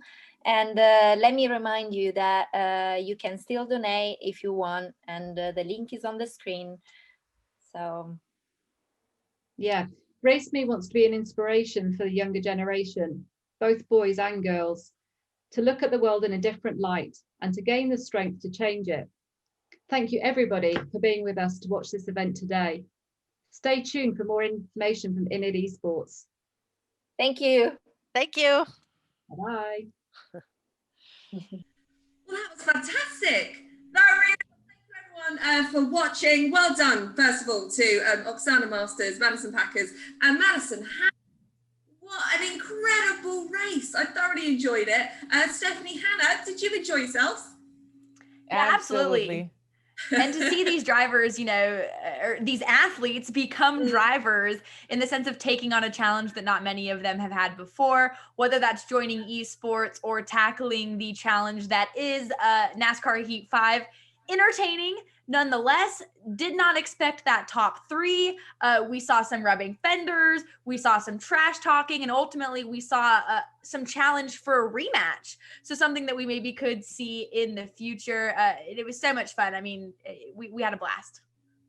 Yeah, I had the chance to sit and listen during the final race to the driver, and it was quite fun. That's probably something that's unique and different from the real life drivers, because all of them were able to talk to each other and kind of banter throughout the race. Who's leading right now? Like, I'm coming for you. So that was pretty interesting. And just overall throughout the day, we like the discussions that we had towards gender equality and just overall diversity in all of sports and esports. It was just so important to have. Yeah, I totally agree. It's been an incredible day. I feel like I need to have a lie down. I'm exhausted just by watching it. And don't remember, everyone, if you want to donate, Eventbrite is a page. We've got so many giveaways on init.esports.com. I think the prizes are up there till the 20th of January. So time. Don't forget to subscribe to the channel over on Twitch as well. And I believe that's all we've got time for. But we want a rematch, and we're going to try to make that happen. We really, really are. Thank you, each and every single one of you, for watching. And thank you, everyone here. It's been brilliant.